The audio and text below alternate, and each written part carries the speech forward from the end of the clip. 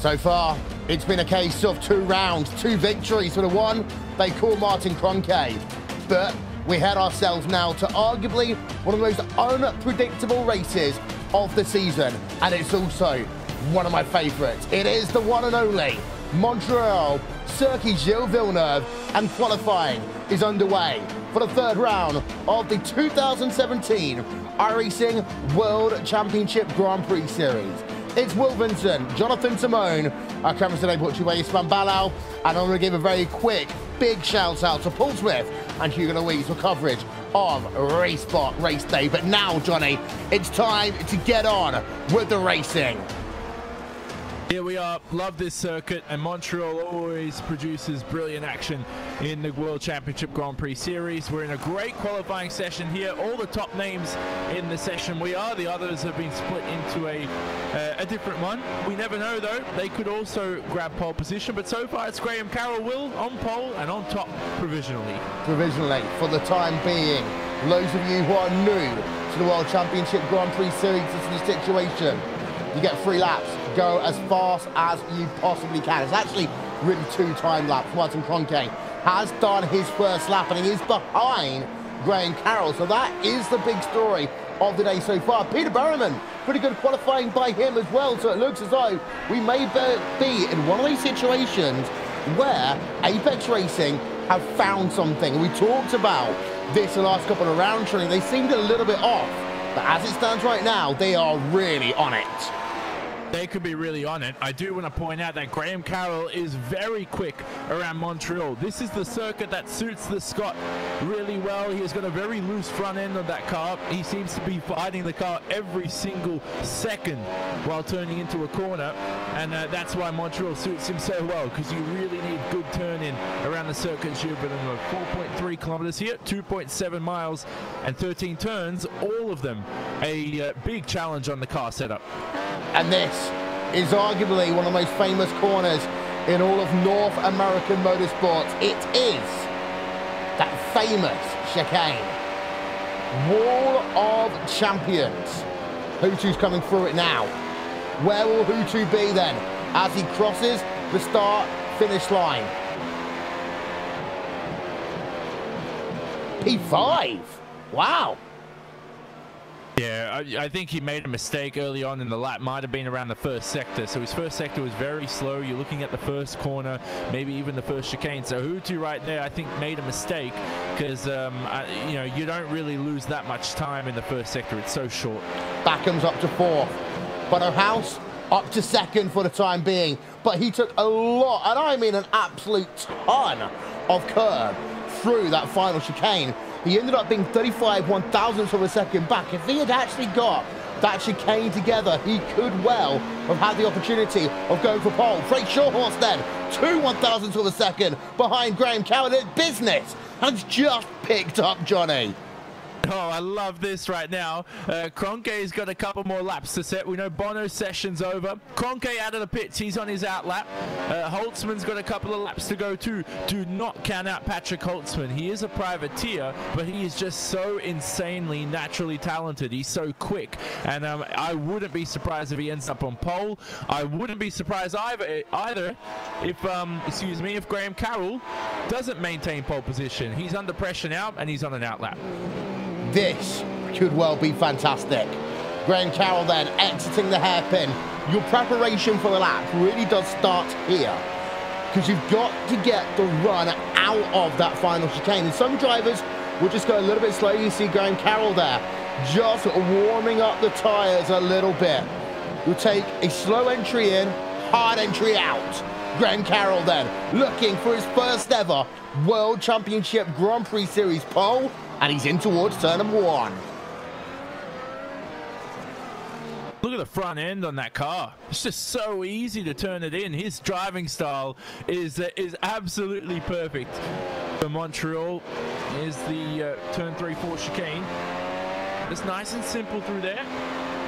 On towards turn 7 now, 2nd chicane, braking in a straight line there, using all the curb up the inside. Then you want to make sure you have perfect rear traction coming out of the exit of turn 8. Now we're on towards turn number 9. widening your braking zone as much as possible. Don't touch those big white curbs there. Close to the wall on the exit, straightening the car up and on the throttle early. Anti-roll bars doing all the work here in the setup, and then making sure you don't lock up into the final chicane, but he does. You see the white smoke light up. That's going to be potentially the difference maker. 1:13.005 was his first lap. Heading himself now, DRS flap, wide open, in towards the final chicane he comes. Don't forget, Kroenke's going to be starting a lap in just one moment's time. Out the final corner, what can Graham Carroll do? Can he go any faster? The answer is going to be, he remains on pole for the time being, but he's slower by half a tenth, and it all really there came down to what we saw down at this corner where Hooty's working himself through right now, just locking up.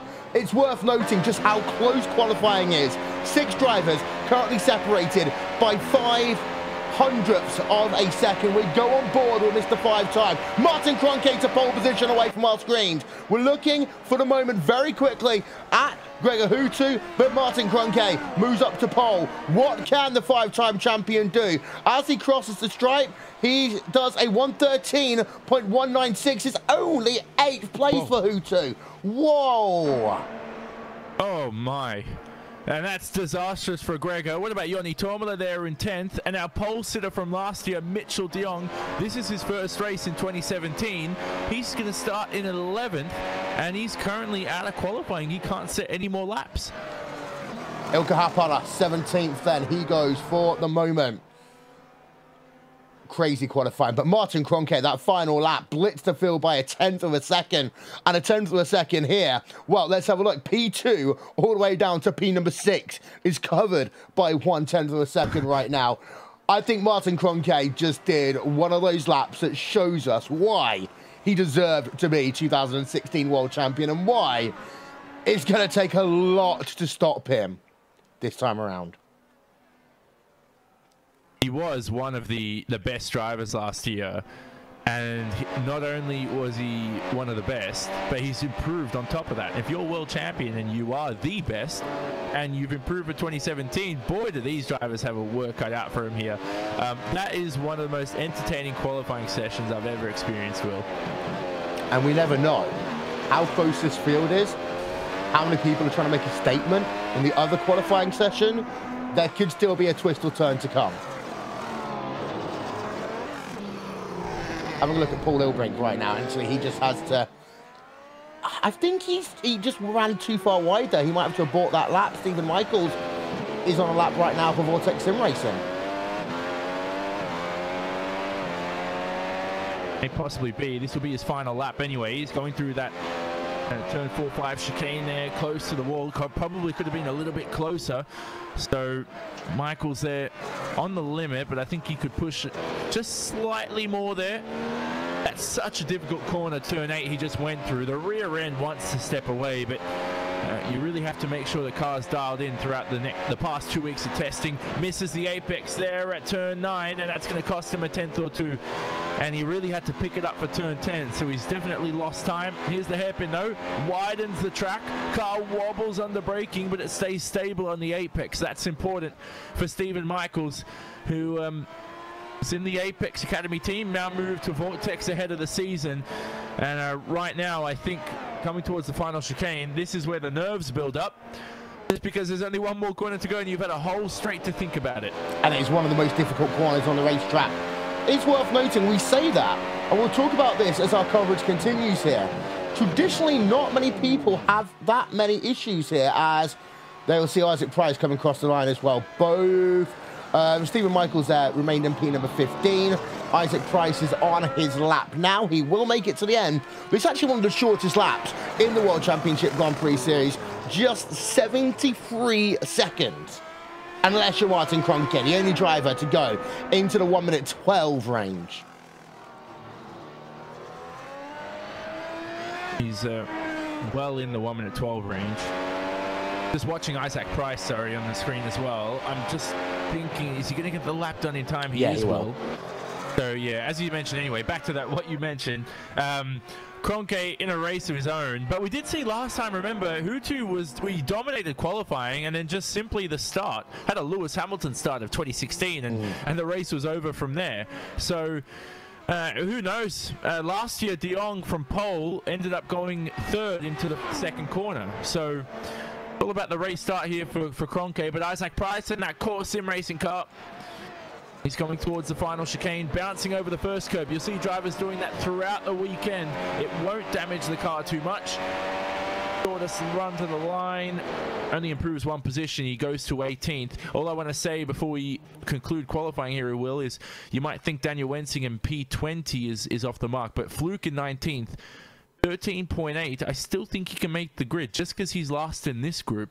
A lot of the slower drivers are in that second group, so Fluke can still make the 35 car grid. Yeah, when we talk about slower, they're slow in terms of this. They are probably still faster than 99% of sim races, especially at a track which is so short. But there is a look then at your results up on your screen, and what a interesting topsy-turvy qualifying session we have just had. Here is a look then.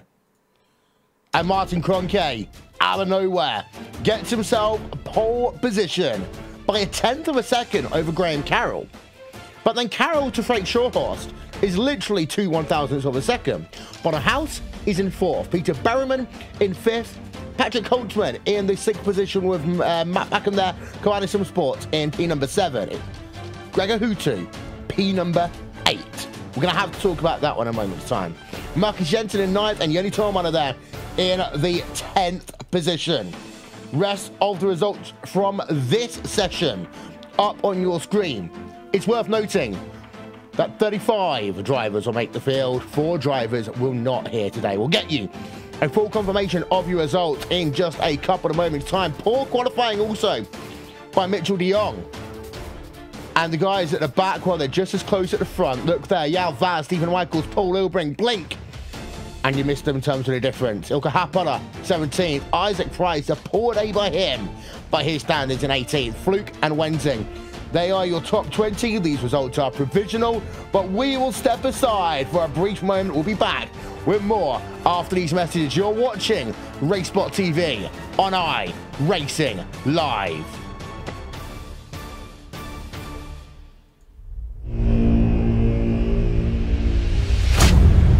Get ready, going green. Green, green, green.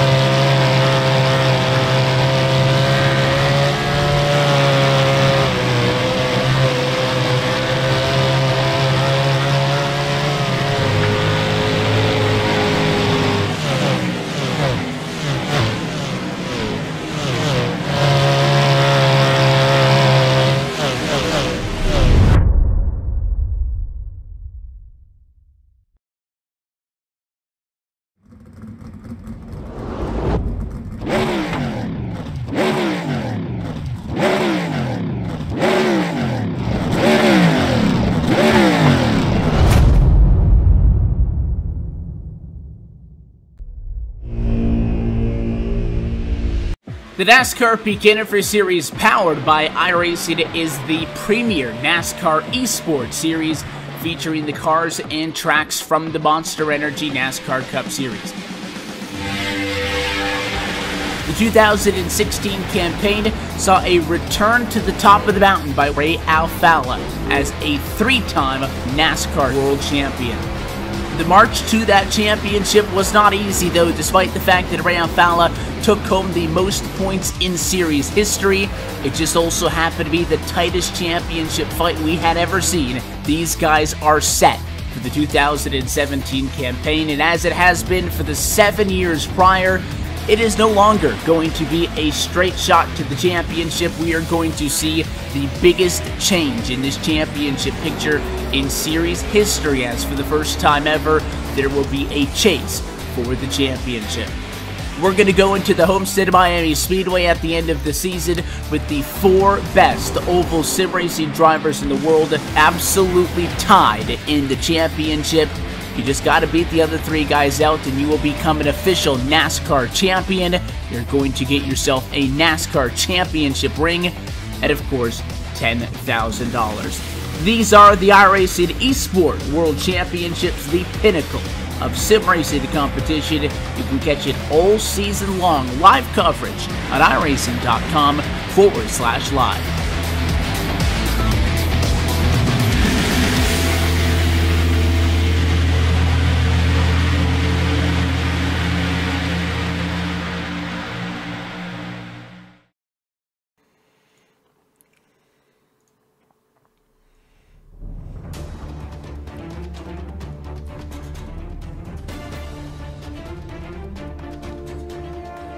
Congratulations to Ryan Loser, who seems to have his first season in the NASCAR Prix County Series powered by iRacing as one to remember. 2 wins on the door after winning out at Las Vegas Motor Speedway.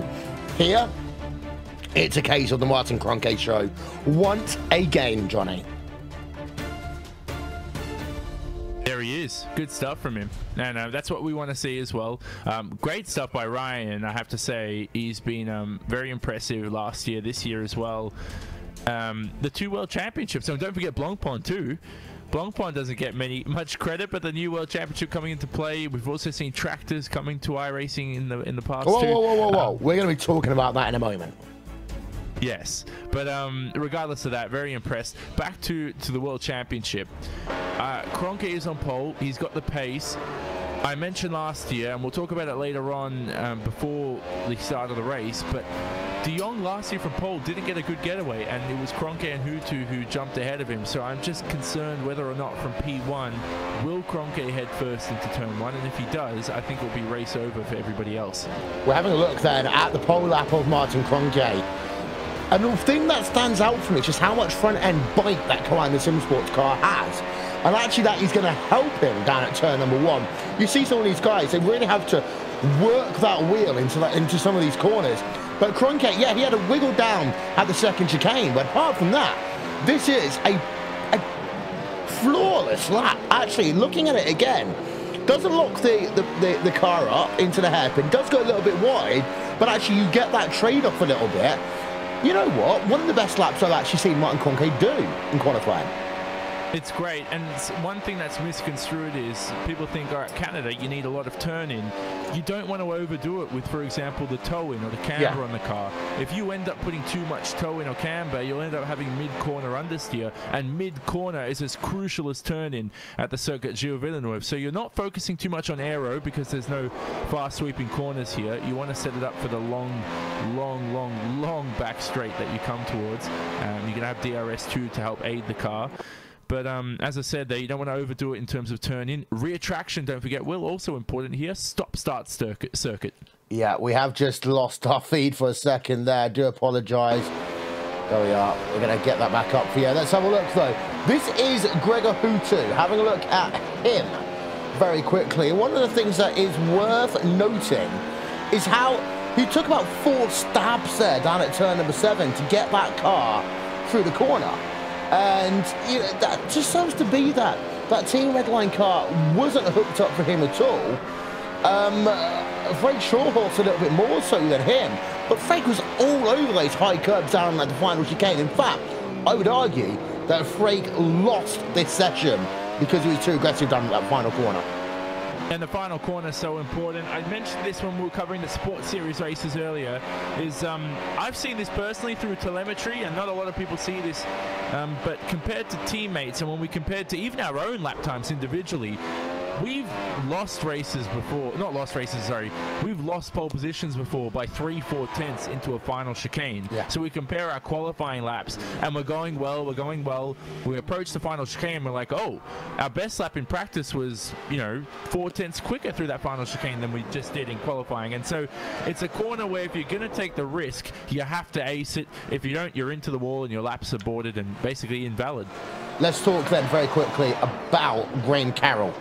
Starting outside of row number 1, do you think that he's going to be aggressive, not necessarily at the start of this event, but in terms of strategy, to try and get the advantage early on? We'll see. If he can keep up with Kroenke, then he has to try something different, because based on pace, I don't think anybody in this field is as quick as Kroenke in 2017, but for Graham, the question is he going to be battling with Kroenke? Is he going to be defending that second spot from the rest of the train behind? He set a 1 minute 13.054 all the way back down to Hutu in 8th. 1 minute 13.195, tenth and a half separating those 7 drivers. So he's got some big names there. You look at Freak, Schotthorst, Bono House, Peter Berryman, Patrick Holtzman, and Mac Backham, please. I mean, Berryman and Backham here had a great fight a couple of years ago in the Pro Series when they were both fighting for their licenses for this championship. You know what? We're not just trying to hype it up, but if that qualifying session was that entertaining without on-track action, you just wait for the on-track action coming up in just about 10 minutes' time. Yeah. The good thing for Graham Carroll is he has got a friend out there in that top 5 in Peter Berryman. And actually, if you are the likes of Alex Simpson, you might consider splitting that strategy up. This, I think, is the best chance for Apex to get a win in the first half of the season. We know how good Graham Carroll is. We know how good Peter Berryman is here. And that's the thing. For the likes of Apex, they have got to take those risks in a way that Kroenke can't. But what, if you mean split the strategy, in what way? Like, give us an example. I would maybe have them come in, you know, let's say about 5 laps apart, see how the undercut works. Because actually, one of the things is that even with DRS, etc., if you're able to get the advantage, yeah, you might be caught later on in the event, but by the time you get caught, you could be in a position that the guy behind you's burnt out their tyres. You can pass at this track, though. It's worth noting. Yeah, that's a big key that's going to come into play. You'll see drivers sort of saving up. So when you see the red light flashing and whatever, power saving mode and whatnot, you'll see drivers lap after lap. They might wait 2 laps to save ERS, and they'll deploy all their energy into one big lunge of an overtake across the back straight. All the ERS power they've got from the MGU, K or H or whatever. I'm getting confused just trying to explain what it is, and I've been studying this car for a year and a half now. They'll use all the energy they can. At the same time, splitting the strategy, good point. All I want to say is, I mention this every round, Will, is that the only reason why guys like Kroenke, you think, why does he always wait till last to pit? There's 2 reasons. Because if you're that quick, you save the tires really well because you're so smooth. At the same time, you can't pit early because you don't want to feed into 10 cars that haven't pitted and then lose 5-10 seconds in traffic. So, 2 options. It can bite you in the back, but it can also help you win. Especially at a short track like this, traffic management is going to be important. And actually, there's your 3 keys to the event: tyre management, track management, and getting the calls on pit road correct. I'm presuming the silence means you agree with me. Yeah, okay. I thought you were going to go into the grid or something, but you know, I do agree. You know, the pit exit here, people think it's like it's much shorter. The pit exit's longer than what you might see in the real world. Track's laser scanned and everything. This is as accurate of a track you'll get. But iRacing extended the pit exit at this circuit just to sort of make sure that drivers don't take advantage compared to other circuits with a shorter pit lane. So you'll still see around about the 21-second range of pit lane loss time. But the exit of the pits and the battles, if there's somebody alongside you, it's not like you've already lost. You're going to be side by side to the first chicane, and it's whoever's bravest. Well, I'll go a step further than that. Actually, what it is, we have got to be quick on this one, is you actually have more speed coming out of that first sequence of corners, to the point that if you are side by side coming out, even though you're going to be on the outside line into turn 3, actually, you are going to have the advantage. Yeah. Because you got the wider line and everything. Just want to make sure you don't obviously cross that white pit line, which I've done before, stupidly, not on purpose. Just got too optimistic to pass the driver in front. Last thing before we go to the race. Seriously, ladies and gentlemen, get popcorn out. Bradford, I don't know what you do when you watch the iRacing World Championship Grand Prix series, but Montreal year after year is entertaining. And this grid right now, if you want to call it scrambled, to say the least, it is a little bit. Hutu 8th, Tormala 10th, De Jong first race back in 11th. Just hope Ollie Pakala was on the grid. Lucas Gotch in the MXP Phoenix car in P number 7 as well. Marcus Jensen, great qualifying by him. He's in the 10th position. And yeah, Gregor Hutu is starting in 9th. So we're going to head ourselves then over to the race in a moment's time. I just want to talk about something very quickly here, Johnny. New thing coming to iRacing. You know what? When we saw... You remember Audi did the welcome back video and then Porsche did sorry you're leaving video for Le Mans? There was one thing in that video that people didn't pay too much attention to. I think they need to now. They do. This is one of the most exciting things I've ever seen in my life. There we go.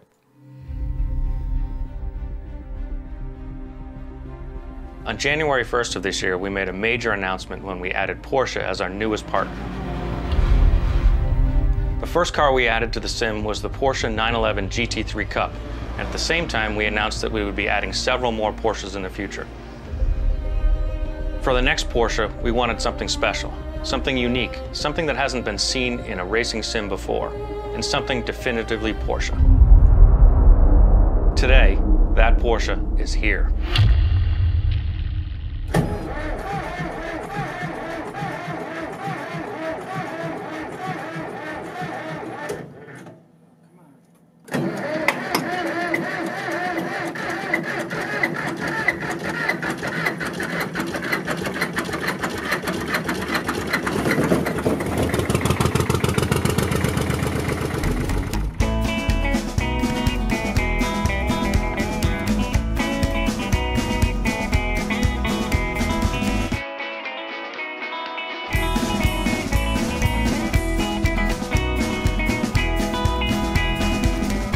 So here we are in northern New Hampshire, where we found the perfect diesel Porsche. It's a model P133, and we're super excited to be able to scan it today. That should take us about 8 hours or so.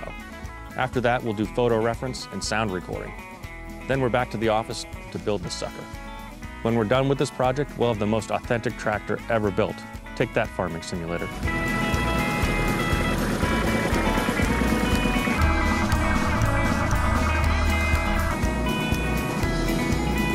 It'll take some time and a lot of company resources, but we can definitely say this Porsche will be ready to launch sometime in the future.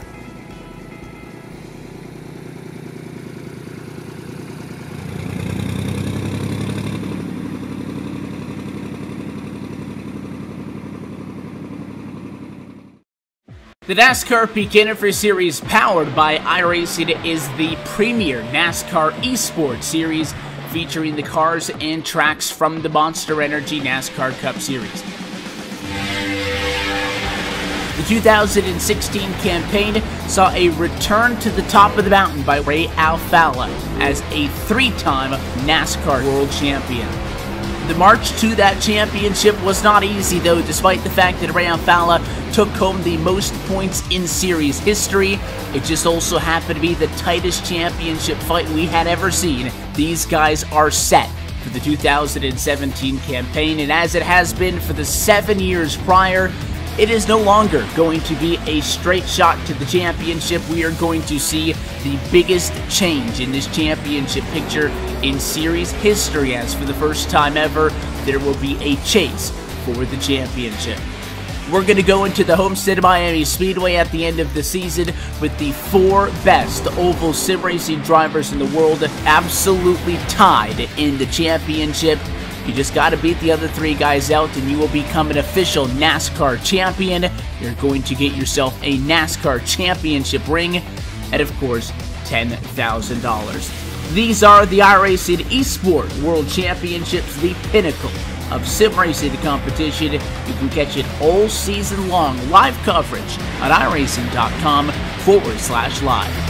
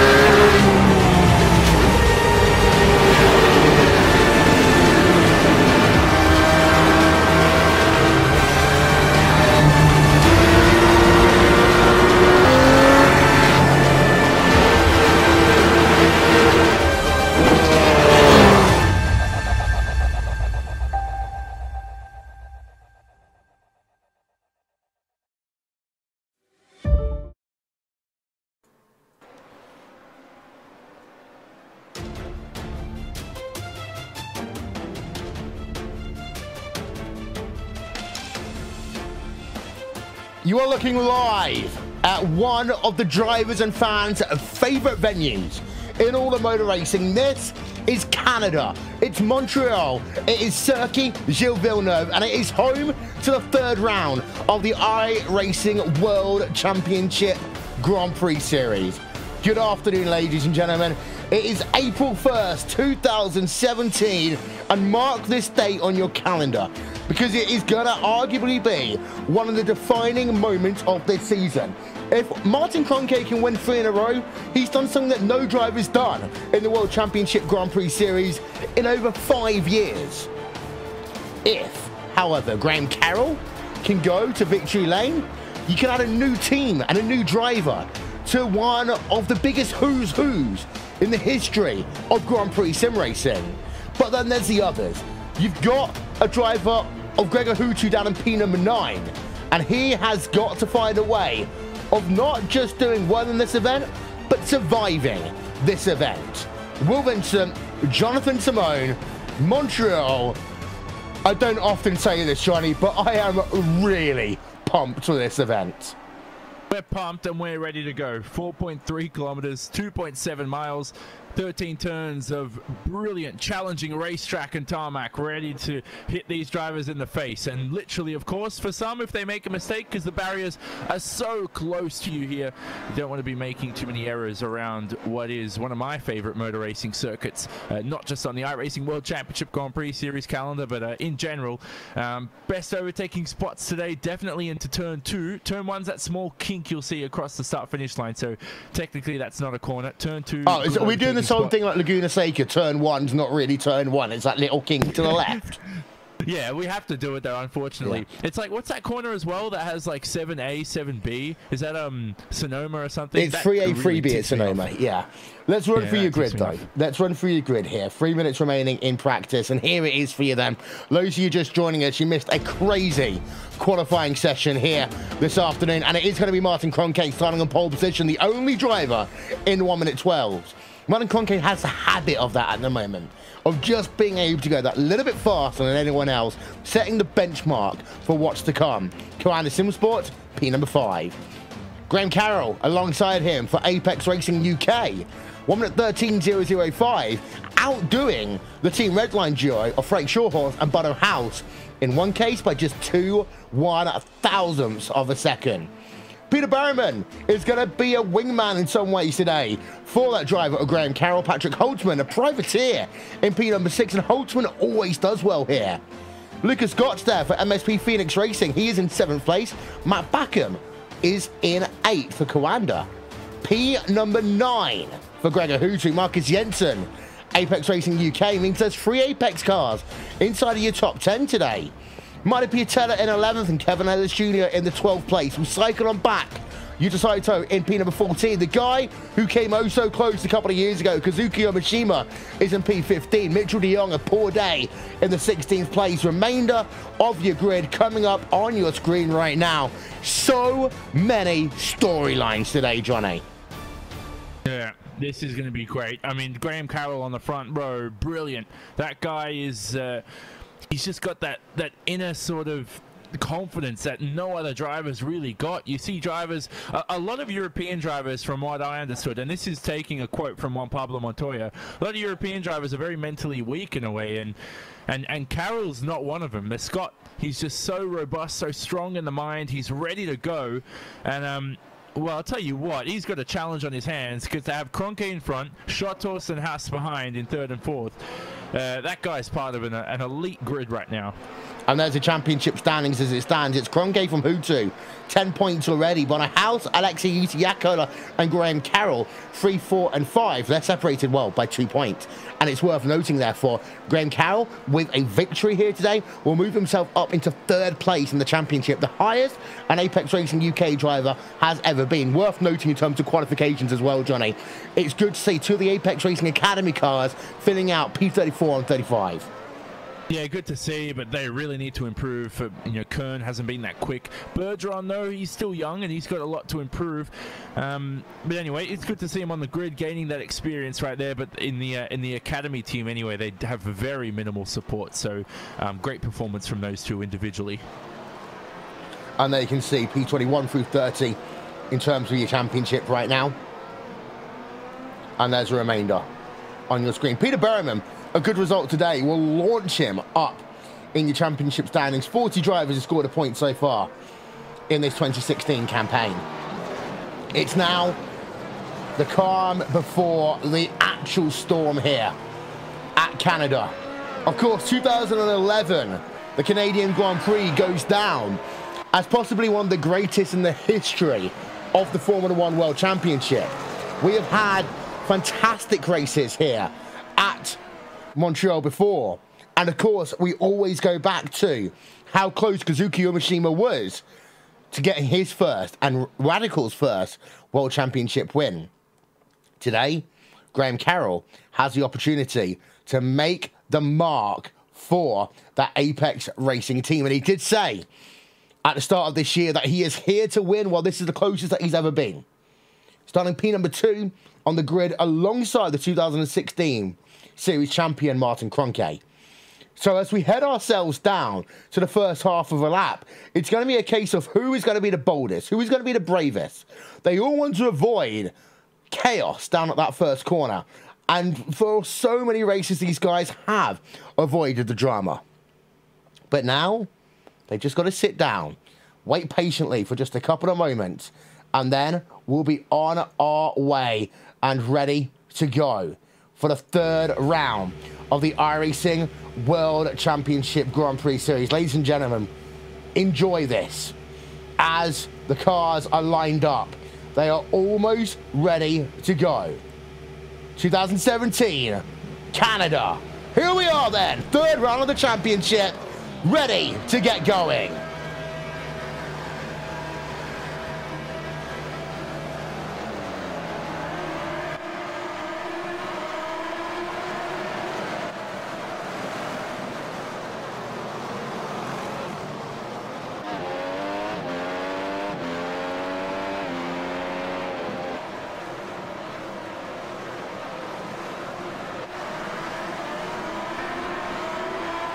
Well, he's only gone and done it already. Graham Carroll then to the top of the timing stands, Johnny.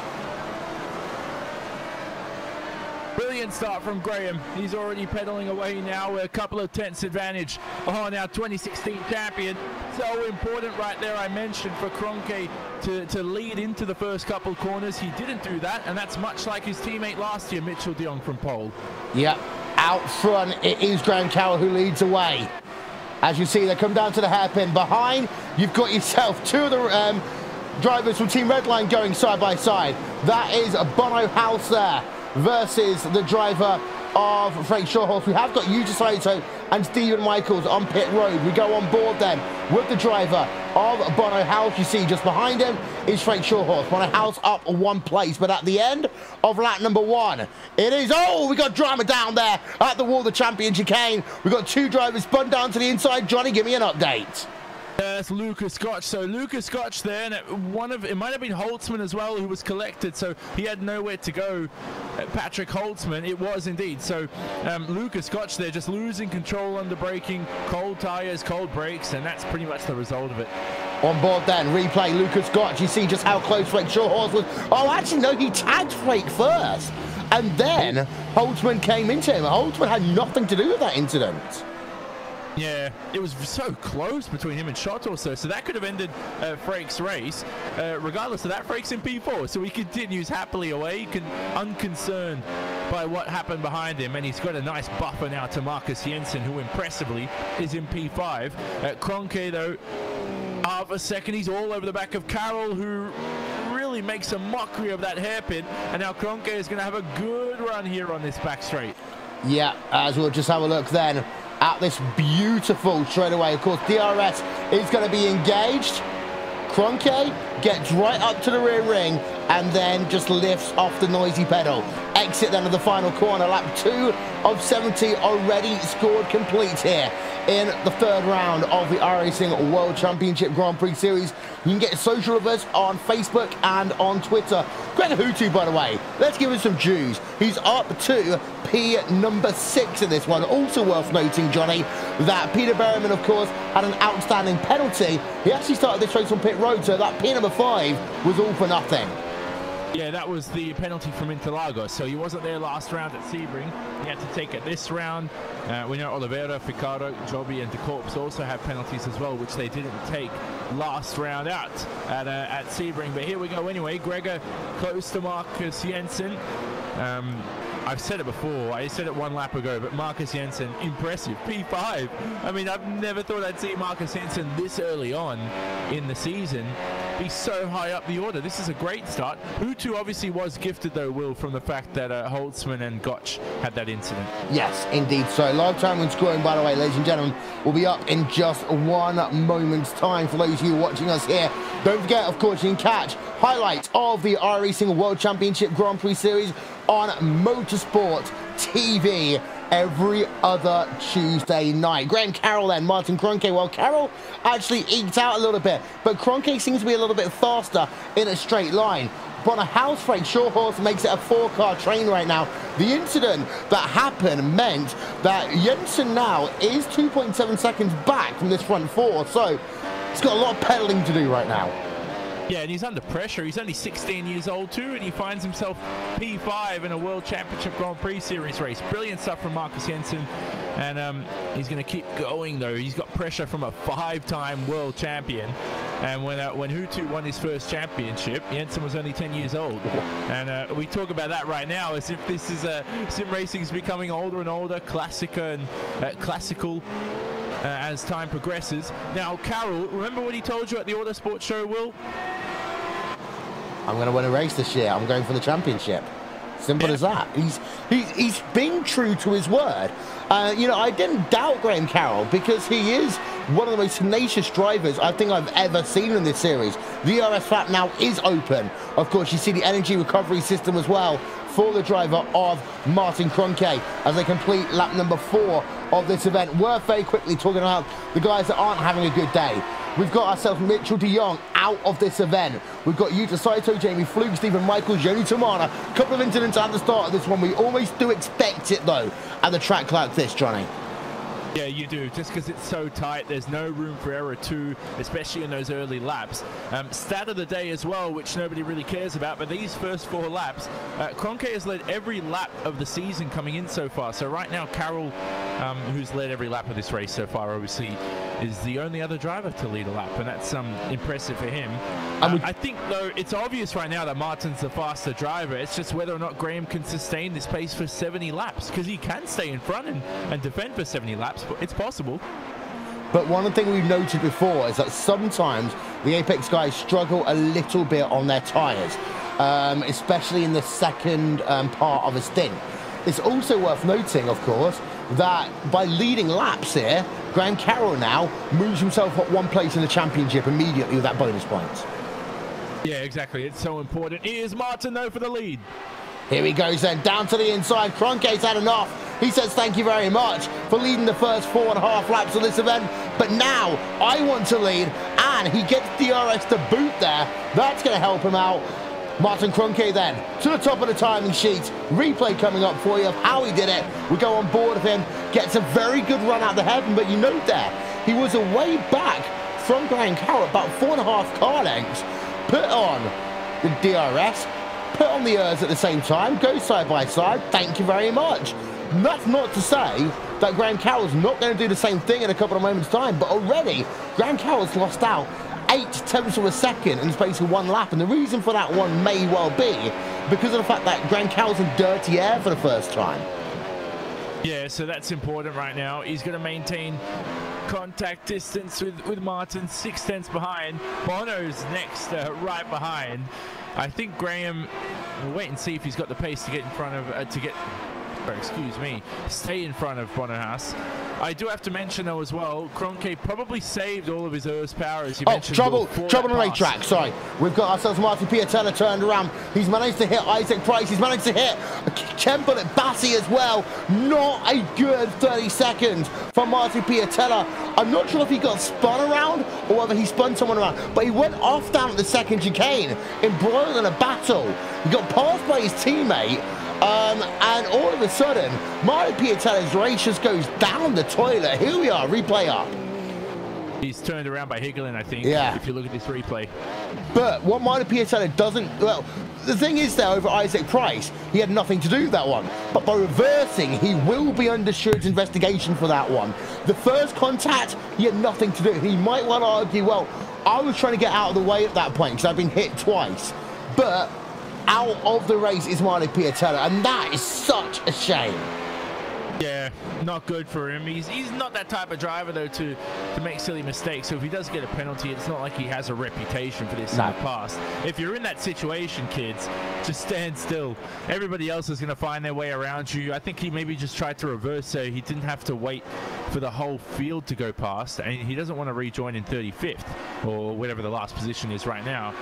So that might have been the case. I did want to mention with Kroenke before, the reason why he got up to 345 kilometers an hour on this straight with DRS and the ERS power is that drivers tend to save the DRS power maybe over 2-3 laps and for one big move. So that may have been the case as to why you saw Kroenke pretty much cannon his way from all the way back there for a pass. Yeah, you just saw that, the gap. But by the way, Marcus Jensen has lost the position to Greg Lahutu. He is down into P6. Greg Lahutu up into P number 5. And well, I always talk about Ayrton Senna and the whole yellow helmet situation. There is a little bit of a thing when you get the kind of turquoisey sky blue car behind you. You know that is one driver, and you don't want to be the guy that ends up having an incident with Greg Lahutu. As you see there, Chembol at Bassi, by the way, does look to be okay. He was actually behind Matt. He was just behind Matt Bakken. I think the driver who was involved might have been Kazuki Omishima there. And yeah, he has got a bent front wing, so it was actually Omishima who hit the driver Martin Piatella, not the driver at Chembol at Bassi. Yeah, well, it was very close. I think we did hear word, it may have just been a slight tag to Omishima, so if there's any damage, it's only slight, but that can really affect your straight line speed if it's to that front wing. That's important to watch out for there. Look at the battle for these final podium positions, though. Bono only a couple tenths behind. Yeah, it is a close race going on, though, as you can see. Kazuki Mishima will stay out to do another lap. It was that corner, of course, 2 to go, that he hit the wall. In fact, one of the only drivers in the history of the iRacing World Championship Grand Prix Series to hit the wall of champions, Johnny. Yeah, well, we've seen so many drivers in our support series races earlier on in the form of the Renault and the Porsche. They clobber the wall a lot, so they really want to be champions if they believe in superstition. But these guys in a Grand Prix series car, you just do not want to risk any damage. It's really, really fragile. That's obviously stated, and everybody knows that in these Formula One cars. Marcus Jensen, by the way, is being caught dramatically by Matt Backham. Also worth noting, Graham Carroll is now out of DRS range over Martin Kroenke. You know what this reminds me of a little bit? The Suzuka race last year with Radicals Online having a really strong showing in qualifying, but just not able to follow it up in the actual race itself. Marcus Jensen under severe pressure now from the driver on Matt Backham. Backham there going to make the easy pass in towards that final chicane. So move Matt Backham up 1 place over Marcus Jensen. Graham Carroll now 1.1 seconds behind Martin Kroenke. And this is my only worry when I saw Apex Racing doing so well. It did remind me a little bit of Suzuka last year, and it's seemingly starting to come a little bit true, Johnny. Yeah, exactly. So, you know what? I want to take it back the other way, because Carroll only started from P2, so he wasn't meant to be first. Yeah, he wasn't meant to be ahead of Kroenke, because we know that Martin probably now will run away with this lead, because right now he's faster than most of the field. The only test is whether or not, like, if Bono's being held up by Graham now, let's say Bono gets past, and you actually catch Martin Kroenke in front, like, that's going to be interesting. And you pressured Bono in a way, unintentionally, Will, in terms of saying that he really needs to win a race in these first 3 events. So he's got a great shot here at Montreal, I'd say. He just has to get past a very determined Scott in front. Yeah.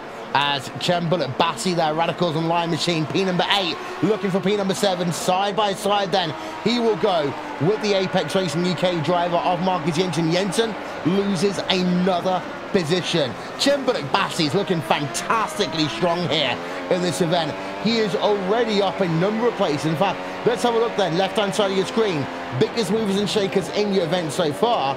And while Chem Bullet Batty is up 9 places in 11 laps here. What a job he's doing there, Johnny. Yeah, what's this trend with drivers leaving teams and then they do so well their first race with Bullet Batty now.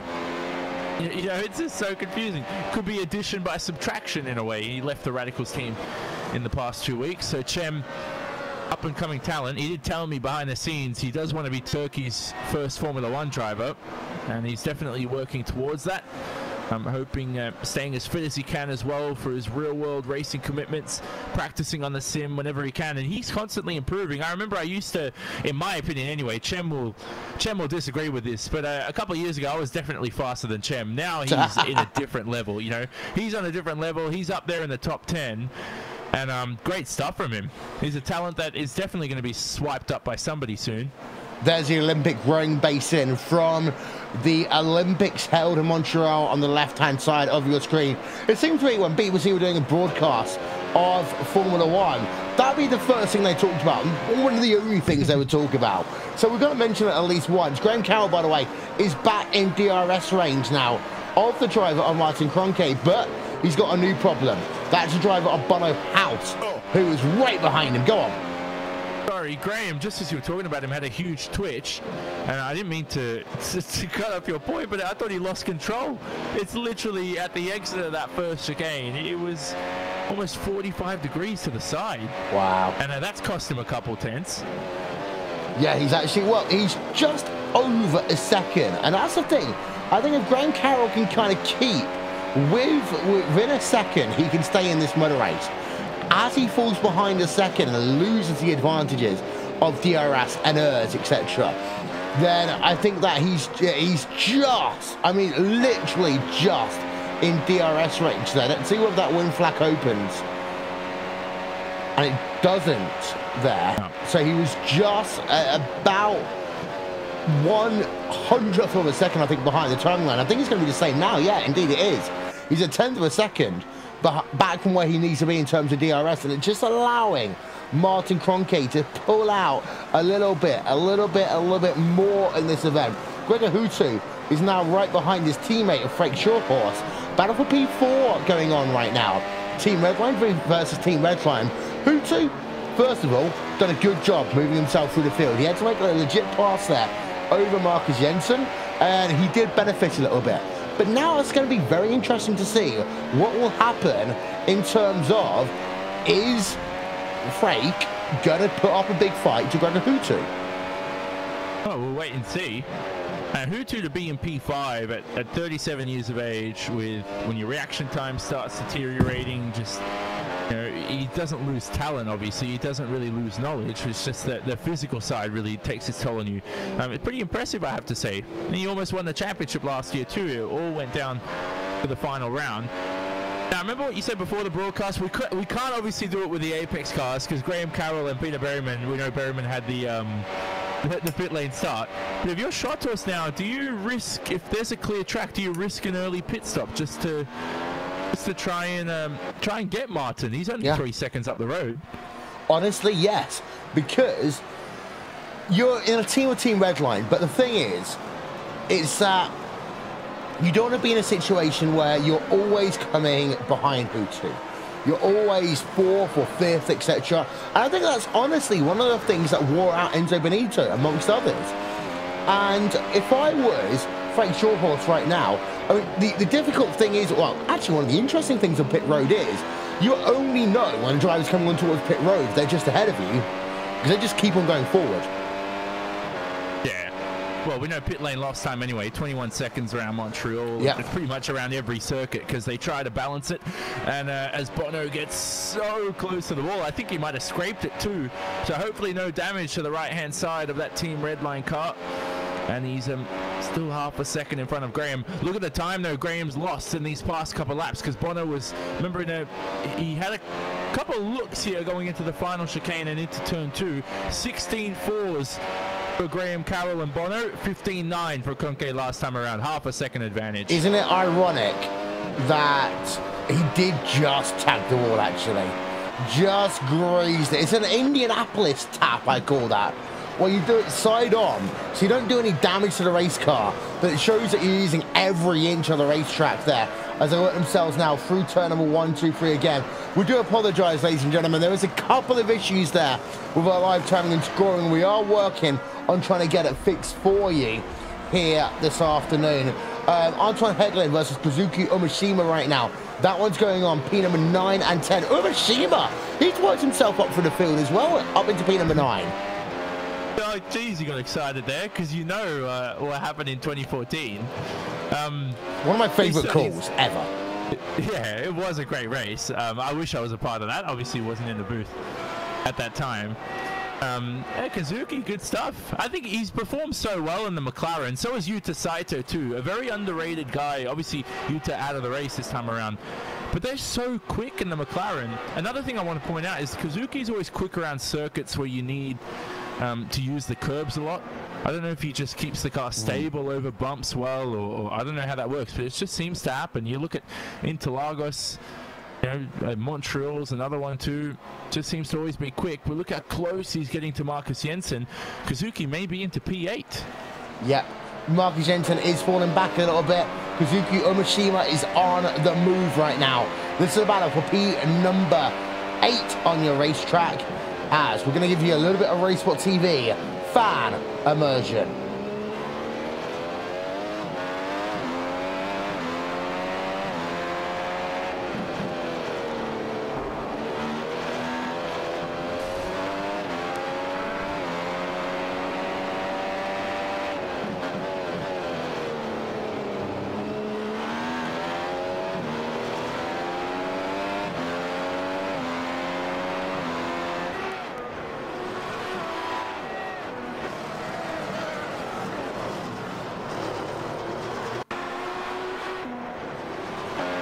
I'm not sure if Daniel Bieder, apologies.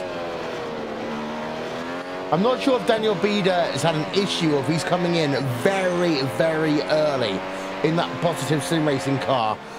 Just trying to have a look there. see if there's any damage to that machine.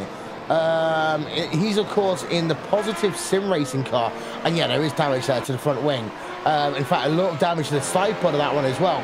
So I think what Daniel Bieder's tried to do is like say, okay, it's lap number 17 now. I think I might be able to go to the end of this event on one set of tyres. Just coming towards pit road, Johnny.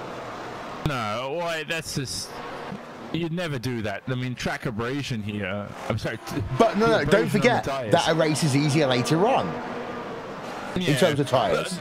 The only reason why I'd say it's not worth it is because track temperature here is 28 degrees. Yeah. The only reason we considered a two-stop at Sebring is because it was 41-degree track temp, and even then drivers still one-stopped. So in this McLaren, it's so easy to just one-stop the race on when it's that cool in terms of track temp. Extremely cool out there. I mean, 24 degrees Celsius ambient. The hottest day for racing. Yeah, we always talk about fuel too. This is something interesting that a lot of people don't think about is who to... I may have to bring it up later because Gregor may have a move here on Frank Schotthorst.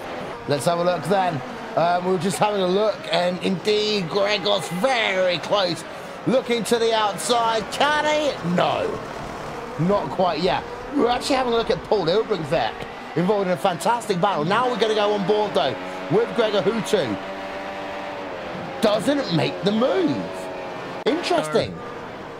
Look in front though, Bono's all over the back of Carroll, and I think he just butchered turn 3. So Bono right now quicker of these two. I'm just waiting to release the Bono the same way we released the Cronky, and we'll see if Bono actually has the pace to match the Coanda SimSport driver, because I think he might. Are we going to have to come up with a line of t-shirts for that? Release the insert driver name here. You've already done it. No, you can't say it publicly on a broadcast. You got to do it first, and then and then sell it. Yeah, so we'll keep that secret. Paul Ilbrink, by the way, the reason why Paul Ilbrink lost that position, we saw some fantastic two-wide action going on, was because of the fact he just touched that white line down on the entry to turn number 6. So there was a fantastic trap going on between himself, Peter Berriman, and Isaac Price. This is for P number 15 on track. But it is so fun to watch these guys right now. Peter Berriman, actually, he's done himself a pit stop already. So he's one of those drivers that clearly has decided, you know what, I've had a tough day, and I'm just going to come into a pit road and do my own thing. There we are, on board of Peter Berriman as he's into the hairpin right now. Just having a look ahead of him on track. Here is Bono House versus Graham Carroll. Bono House last time by was slower, but he's in that dirty air. And you know what the thing is that Graham Carroll unwittingly is helping out Coanda SimSport because they've just lost 2 seconds in 5 laps.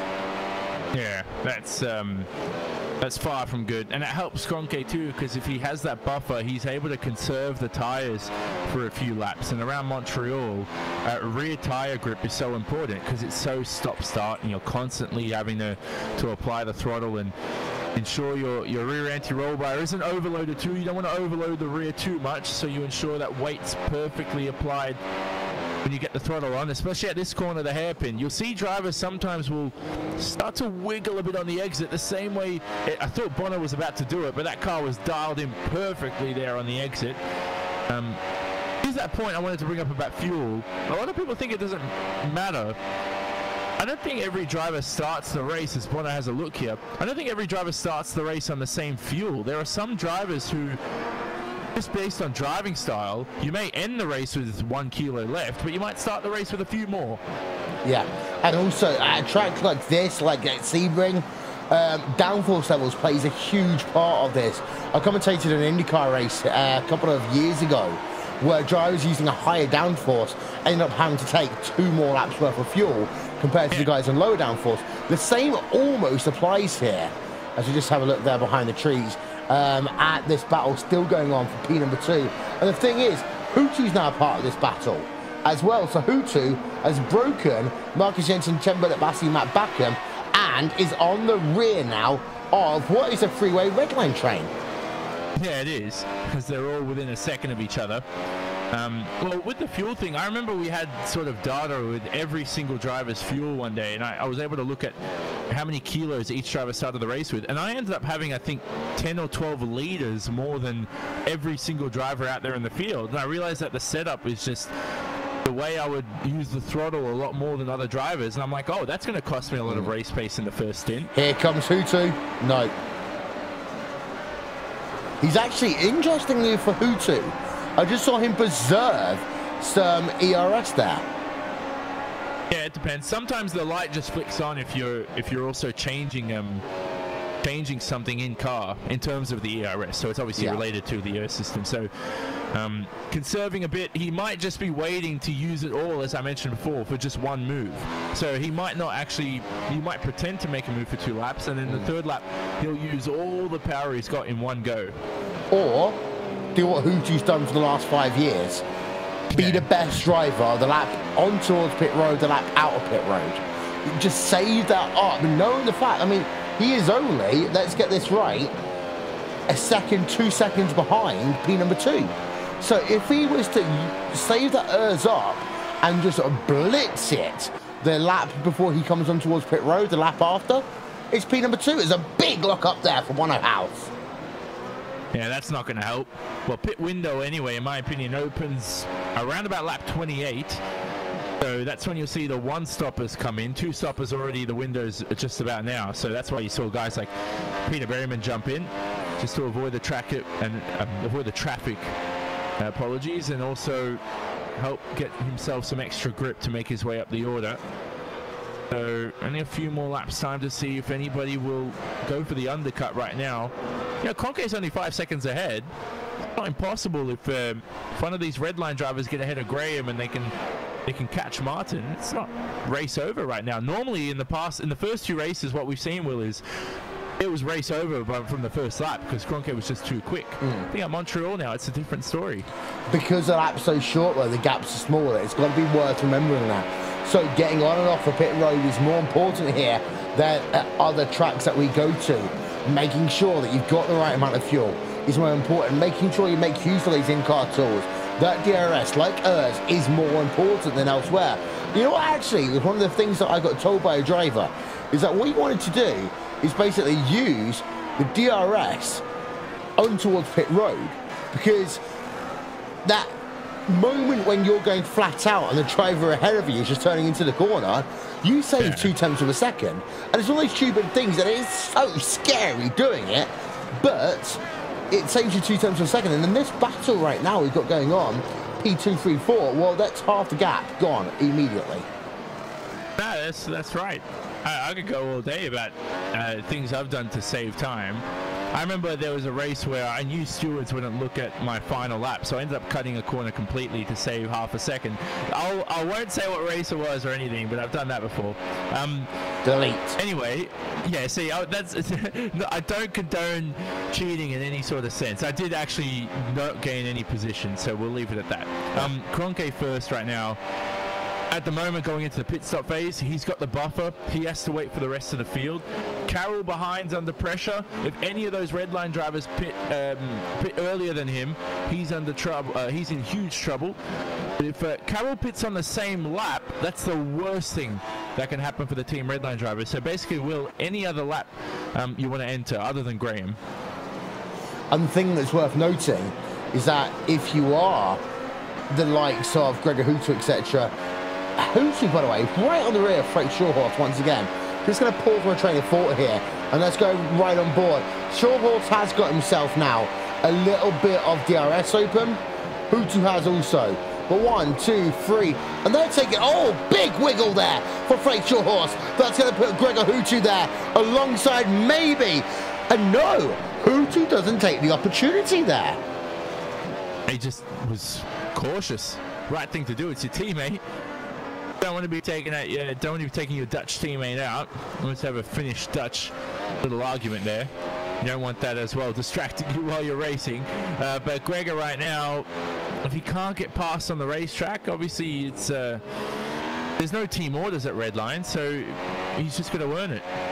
I just have this whole vision of meatballs and cookies being thrown from one direction to the other as Bono House there versus Graham Carroll is now 1 second. Actually, Graham Carroll's been able to put himself now out of DRS range compared to this red line train. And actually, I'm starting to wonder, is Bono House struggling on his tyres? And mate, you know what? I think this red line train is struggling because they're so close to each other and none of them are willing to make a move over the other. As here we are then, Hutu once again, about 4 tenths of a second behind the driver of Freight Shorehorse. They're either saving their tyres or they've overused their tyres in the early part of this race. What again there? Freight Shorehorse, a big wiggle through the final chicane, and this time Hutu surely. The thing is, if Shorehorse bins that into the wall, Hutu's going to be collected. Yeah, he's got to watch out. You don't want to be doing that. I've had a teammate do that to me before too, and it's you know, as much of a team player as you can be, it's very disappointing to be involved in. And especially when you take out a guy who's basically fighting for the championship with Martin Kroenke, so that's something to look out for as well. Jensen, team orders, just let past Anton Higgelin for P8, those 2 Apex cars there. No fight at all involved for those 2. Ironically, you know when you said Redline might be struggling with tyres or something, Bonnerhaus completely went sideways coming out of the exit of the hairpin, so he's definitely struggling with rear traction. Yeah. And I think, honestly, Freight, if you're Gregor Hutu now, bolt everything on. Get yourself past. As you see, is that lap traffic already? Or is that just someone? Yeah, lap traffic already coming on, Daniel Bieder. And that's actually going to help Freight Shorehorse. You can just see there, Hutu taking a different line into the corner on board with Hutu right now. And actually, Freight gets a better run out of that corner that time by. It's that whole thing, you kind of hold your hands in your eyes when you go into that corner. After seeing Freight do that wiggle 2 laps in a row, you know what they say, 3rd time's a charm. You know, the wall will come calling before too long. As you have a look down in your field a little bit, David Corpse has done a pit road. Actually, no, he started on pit road in this one by the looks of it. And he's currently in P number 20, trying to hunt down Fernick Kern. And Fernick, let's give him credit again, up 16 places in this event. But there has been some drivers starting on pit road and a bit of attrition as David Corpse there is going to work himself past Fernick Kern. Kern very close to the wall there. Oh, wow. And not the best publicity time for Fernick because he's had a good race and he makes a mistake there. He might have had the TV screen at the corner of his eye or something. Maybe in the cockpit to keep him entertained. Hutu goes past, does he? Past Shorehorse. Right, let's have a look at that one then. Here we are on board with Gregor Hutu, and it was a big wiggle actually for Fernick. He almost binned it into the wall down at the chicane. He got himself loose on the first part of it and just was able to collect it up in the end. But here we are then, having a look at Gregor Hutu, and yeah, was able to move himself past. You know what? That was a stage pass, but it was done in such a way where it looks as though that Freight had just overshot the corner a little bit. But Hutu now is up into 4th place. Freight Shorehorse is down into 5th. But the thing is, the gap now between Bonnerhaus and Gregor Hutu is now 1.5 seconds. Yeah, that's not staged. Get out of here. He lost the mid apex. I'm not looking into conspiracy theories at all. But replays up, right? We're having a look from on board with Freight Shorehorse. Let's listen in. Oh no, actually, I take that back. He drifted it on corner entry there. Yeah. That's what I was thinking. I'm like, it looked like he lost the car, and he's very unsettled. Like, he doesn't look stable in these towards the end of the stint. Pit window's about to open, lap 28, as Kroenke will cross the line in about 15 seconds time, so that's important to look out for. One thing to notice is you always split a stint into 3 stages when you're analyzing a driver. This is something Elke Harpela told me, and a very smart thing. You split it into 3 stages, and right now the latter stage for Redline hasn't been too good, at least for Bono and Freight. Not sure about Gregor, but for those 2, even Graham Carroll's had a better last stage of the stint than the Team Redline cars. Yeah, and my big worry was that Apex were going to fall off, but actually Graham Carroll's done a fantastic job in that 2nd place. The other Apex drivers have fallen off, but Graham Carroll still circulating in 2nd place right now, still has Bono House right behind him, and Bono is just struggling, in my opinion, to find the traction he needs at the hairpin. Is probably the big thing. Yeah, and all the Redline cars are actually doing that. The hairpin's really costing them a lot. Bono's now in DRS zone again of Graham Carroll. They all want to pit. You can tell every single driver wants to pit in this field because these tyres are starting to get horrible. But you don't want to feed back out into a mad pack of cars. Kroenke's got some clear air, I think. What, you mean 7.1 seconds? It's huge. Yeah. No, but in terms of making a pit stop, so you look at Bullock Bussey and Higelin, there's a small gap in between those guys for 7th and 8th that if that could help Martin make a pit stop now. At the same time, though, for Graham, you look at his gaps, there is a gap between Umeshima and Jurgis on the racetrack. There's an 8-second gap of free air. Oh, wait, so we've got guys one can make their pit stops. We've got ourselves Frake on pit road. And I think that moment he had down at the hairpin drove him on towards pit road. Because he had 2 huge wiggles down at the wall of champion chicane. He's on pit road right now. It's a long pit road here at Montreal. There you can see him coming into his pit box. On. Pit stops off short here. And let's go back to what you were talking about earlier on. Because what you happen here, onto the noisy pedal, but you have to hold the outside into what essentially is turn number 3.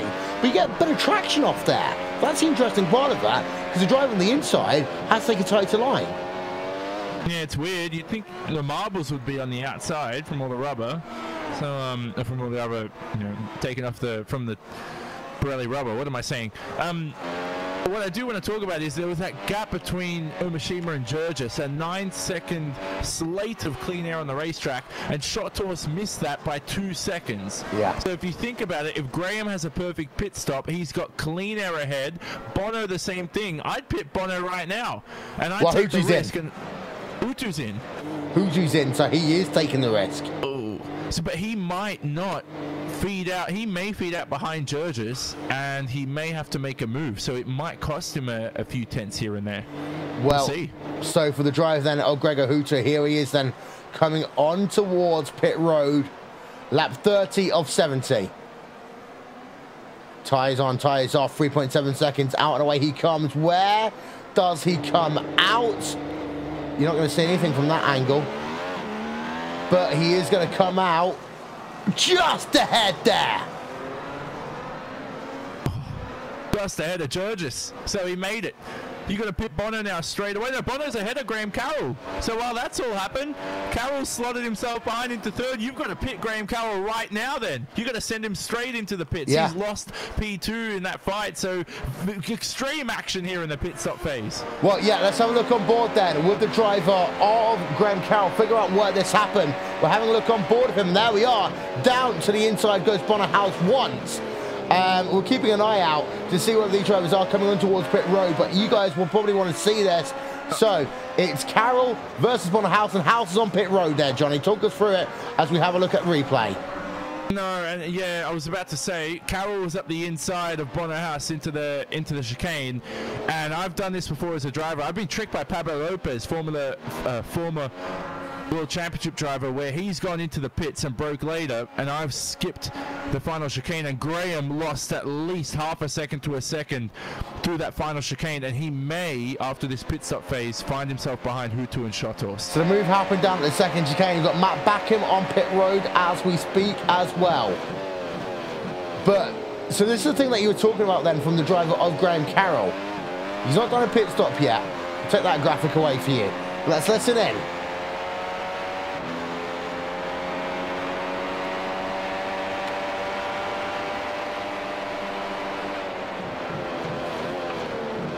Oh my word, he was close to hitting the wall there.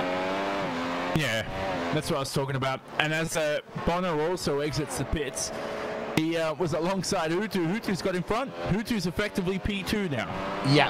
So Hutu then does what Hutu's done so many times in the World Championship Grand Prix Series. And that's why I always talk about, Johnny.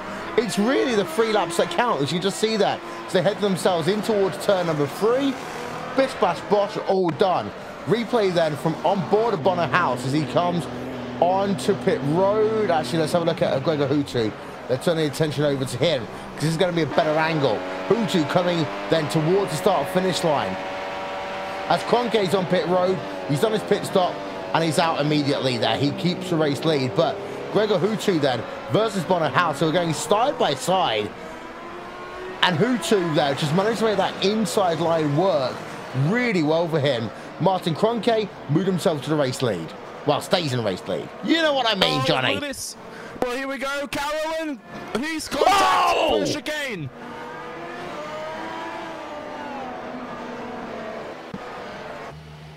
I want to get another look at this.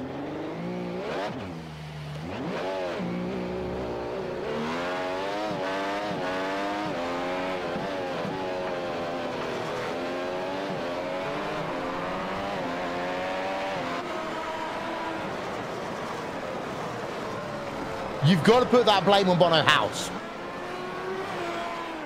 I'm sorry, you've got to put that blame on Bono House, in my opinion. It's a difficult one to judge. I mean, even if Bono did give the room, was Graham going to make the apex at the same time? I don't blame the initial contact is just because Graham had to rejoin the racetrack. He had nowhere to go. Just, I mean, just a heated fight between the two. I don't want to judge it at all. I mean, Graham coming out of the pits alongside him, I was gripping my chair in the commentary booth like never before. And, jeez, this is such a great race. But that battle is just, unfortunately, taken two of our good contenders out of a good fight. There we are on board. Frank Shawhorse tags the wall a little bit as well. I need to see one more look at this. I'm trying to find the best camera angle to show it to you from. But here we are, into the corner. There you can see Graham Carroll. Pause the tape for a moment. You see Carroll, I would say at that point, he's being driven off the road there because there's nowhere for him to go versus the driver of Bono House. House then does get tagged around, but there's nowhere for Carroll to go in the first place. Yeah. If you think that there's two methods to this, and we don't know, we don't have the telemetry, but the way I would judge this from a driver's perspective is, number one, would Graham have made the corner if Bono wasn't there? So with the speed he was carrying, would he have made the apex? Number two, if he would have made the apex, did Bono leave enough room, which he didn't? So that's something for the stewards to look into through the telemetry, is if Bono obviously didn't leave him room, but would have Graham made the corner anyway? And I'm not sure right now in the commentary booth, so I'm going to stay on the fence. Almost halfway distance here in the event too. We are, because Zuku Mishima then on towards pit road. Well, Mishima, of course, started this race outside the top 10, came so close in 2014. We talked about it so much. Going to actually rejoin this race in P number 11? 9, actually. Well, it's going to be side by side. He just got himself with Isaac Price. And Isaac Price, one of these other drivers, who's worked himself through this field quite a bit here today. Isaac Price is like comeback driver of the year or something. I mean, he was literally like one decision away from retiring. What I mean by that is he was very close. And now he's back into it, and he scored some great finishes in 2017. Same to say about Anton Hegelin, who unfortunately, where is he right now? He's in 11th. Didn't have the best of qualifying sessions, but he's having a good race. Isaac Price started 27th, don't forget, Will. He's up 18 places. Chembalet Bassi is up 10 places. Two huge movers, but you have got to give some props to this guy. It's Gregor Hutu. Let's ride a lap on board of him. RaceSpotTV, fan immersion.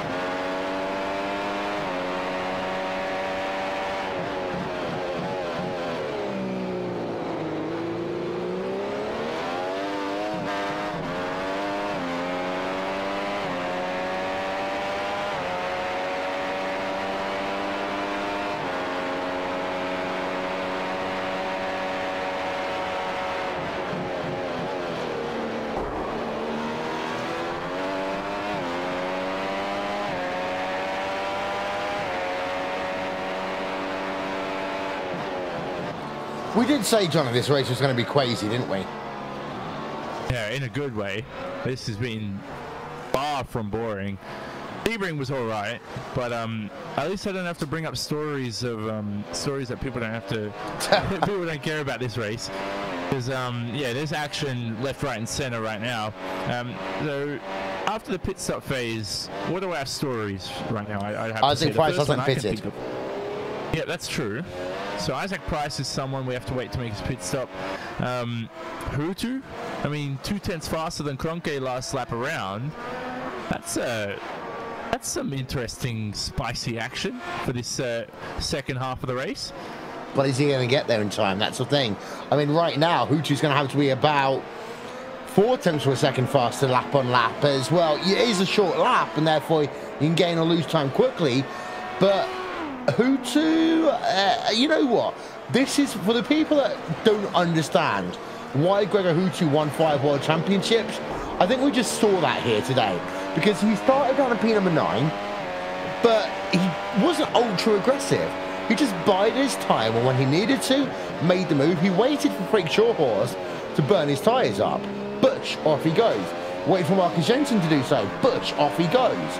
You know, had a fantastic, just what I said there, Johnny. Fantastic in-lap, fantastic pit stop, fantastic out-lap. Yeah. So he's just a savant at it. As I said, he hasn't lost talent in you never lose experience, obviously, because you constantly get older and smarter and more knowledgeable until you reach a certain age, of course, where your mind starts deteriorating. But he hasn't lost any talent. I think it's just whether physically, even in sim racing, you know, people look at this sport, if you want to call it that way, as an e-sport and say, well, these guys are just sitting down and doing nothing at their desk. Is absolutely a workout and a half. If it depends on the race you're in, you know. In a World Championship race it is. If you're in your local fun week 13 race, maybe not, but he's got his work cut out for him. I think this time around he was aided by the fact that Martin probably had some traffic in the way, which is why he was so quick. But 15.2 this time around for Martin.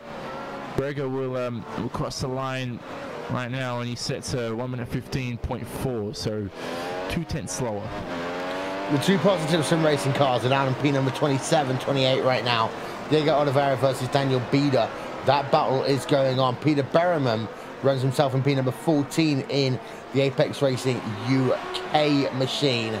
Let's run you through the field down here on RaceSpotTV and on iRacingLive. And of course, it is the driver of Martin Kroenke who leads this motor race by 8.1 seconds over that driver of Gregor Hutu last time by. He was faster by 1/10 of a second. I think Kroenke right now is in management mode. It may possibly be. He's got one hand on the trophy already. He's been so quick this season. The start really didn't help. It's qualifying where, I mean, Hutu qualifies well at Sebring, has a poor start, and the other two races where he's not up there, he costs him time. So we haven't really seen them 1-2 on a grid going wheel to wheel. No. I mean, we'll wait for that race to come, but so far we know that Kroenke on his own is just way too quick, the German. He is. Hutu's in second place, there we see him. And he was able to get that second place through strategy and a good overtake at the right time over Freak Shorehorse, because that incident that pass even happened just because of the fact that Freak really had burnt his tyres to the ground. Yeah, so well, after the pit stop phase anyway, it was shaky. We saw Freak as well at the hairpin as well have that little moment. Also happened to Bono a couple times, who was in the incident involved with Graham Carroll. Isaac Price enters the pits. We'll speak about him later on, but Bono's next in P5. He is. Graham Carroll is in third place right now. And Carroll, of course, as you alluded to earlier on, Johnny, he's now one of only 2 drivers to have led a lap in the 2017 iRacing World Championship Grand Prix Series, but he's now down a good 15 seconds behind your race leader. That's the thing I was trying to comment on earlier on. It didn't seem immediately obvious, but all of a sudden, the numbers are seeming to come into question a bit more. Yeah, possibly. He is matching, though, his best ever finish in the World Championship. He did finish 3rd here on the podium at Montreal last year, the only other time he's been in the top 3. So, yeah, I think he's having a solid race. You know, he could well have finished on the podium again in 2017. This is a track that really suits his driving style. He has an early turn in. He's always constantly fighting the car. It's like he has 10 apexes for one corner because that front end of the car is so loose compared to everybody else. Also worth to point out that Graham Carroll and Bono Haas in this 35 car grid, pretty much the only two drivers in the field who have tested a Formula E car in the past few months. Yep. As Frank Shawhorse splits those two drivers, Frank is currently in P number 4, 2.1 seconds behind Graham Carroll. And well, for Frank, I think that the synopsis for the day for me was he overused his tyres too early, too quickly.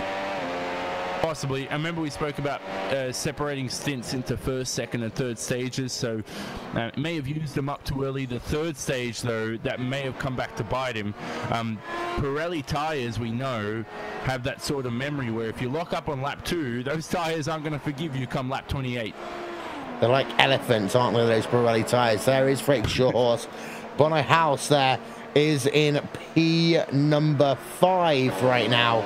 We go on board of him in that team Redline number 14 machine. Well, again, Bono, it's been an interesting day for him. I think he won't be happy about the fact he's the third Redline car in the train after 40 laps of racing, though. Yeah. And no Ollie Pakula, no Alexiusi Akala as well. That's a good rhyme for everybody, but yeah, he should be in the top 3. If it wasn't for the incident with Graham, he probably would be, possibly. Yeah. We don't know who would have won that battle because they were still alongside each other when they went off the racetrack and made contact. So, yeah, definitely disappointing. But we have to mention, I mean, hats off to Alexiusi Akala, who isn't here today. Brilliant first 2 rounds for the season. I love that guy. I think he's having a great 2017 season. Yeah, as Alexi is say, he did qualify, but he isn't racing here this afternoon. Yeah. As the driver of Bono Haas, you say, is in P number 5. Matt Backham is in P number 6. And well, haven't really talked about Matt Backham here today, but here he is in that 6th position. Commanding Super Sports, of course, all the drivers apart from Martin Kroenke are running that kind of black and purple. Kroenke, of course, running the white and purple. There you go.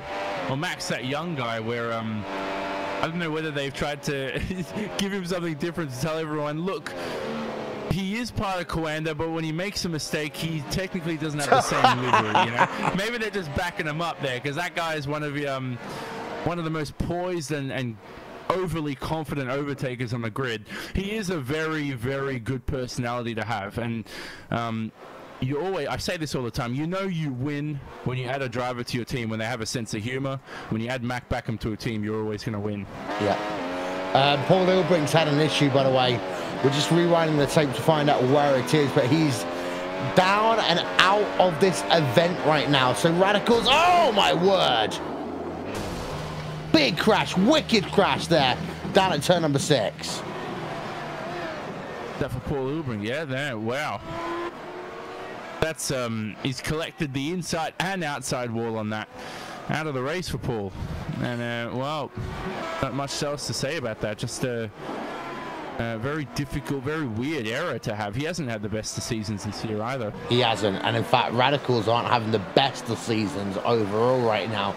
Although we do talk about the driver in P number 7, Chembudet Bassi. He is a leading Radicals online machine. You talk about the fact that he's on a mission though, Johnny. Become the first ever driver from Turkey to run in a Formula 1 event. He wants to. We'll see what happens. I want to be the first. I just want to be in Formula 1. I'm not the first of anything, but yeah, we'll see if he can do it. He definitely has the career set up for him. He's dedicated, puts in the work. He's a smart guy too, well raised, understands his education's important.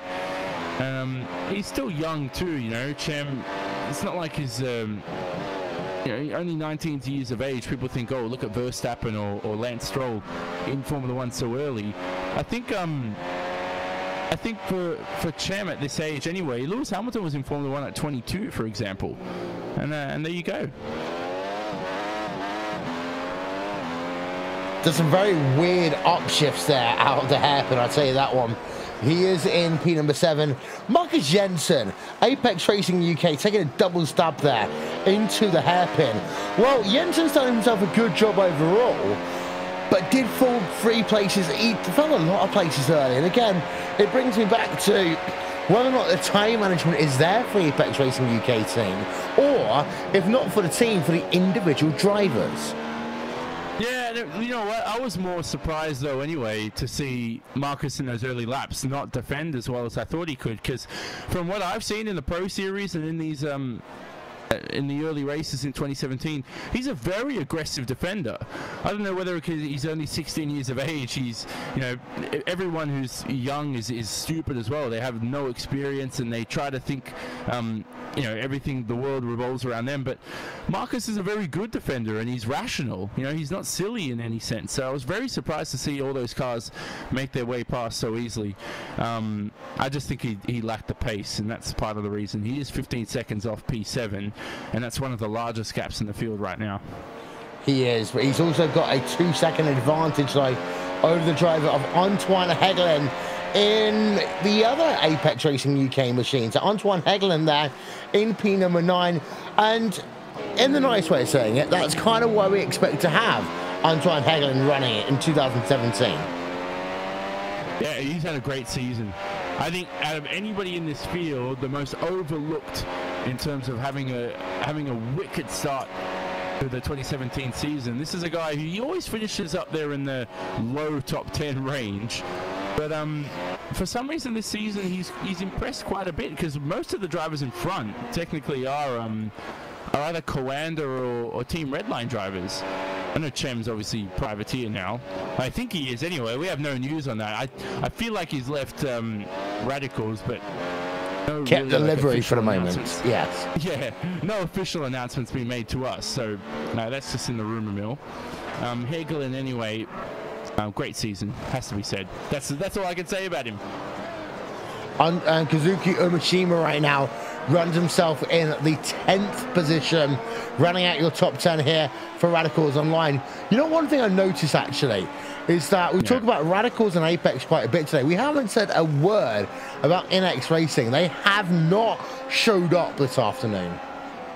Yeah, well, that's mostly because Tormola's out of the event, and he's pretty much the guy that has given NX the most exposure in the past couple of years. And he's out of the event, but Kazuki there, P10, always fast around Montreal. He does have to defend from Peter Berryman, who's 7/10 faster right now than Kazuki Umeshima, because Berryman had to start from the pit lane, and I think Berryman, if he didn't, would have been right up there for a top 5 finish. Yeah, there is Peter Berryman on your screens right now. Apex Racing UK. He has got a mangled front wing as well, however. Let's not forget about that. And that's going to affect his downforce, especially in a track that's got so many long straightaways. Yeah.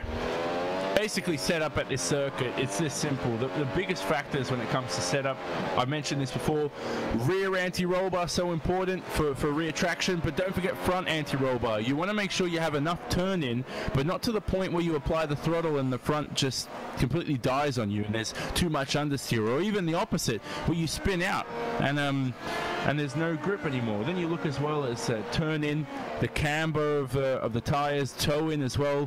Don't overdo it so you have mid-corner understeer, but you want to make sure you have some good turn in, and downforce important too. I wouldn't, because there's no fast sweeping corners at this circuit, you're basically only setting up the downforce so that you reach, along with the gearing, you reach enough straight line speed across this long straight Peter Berryman's coming up for now.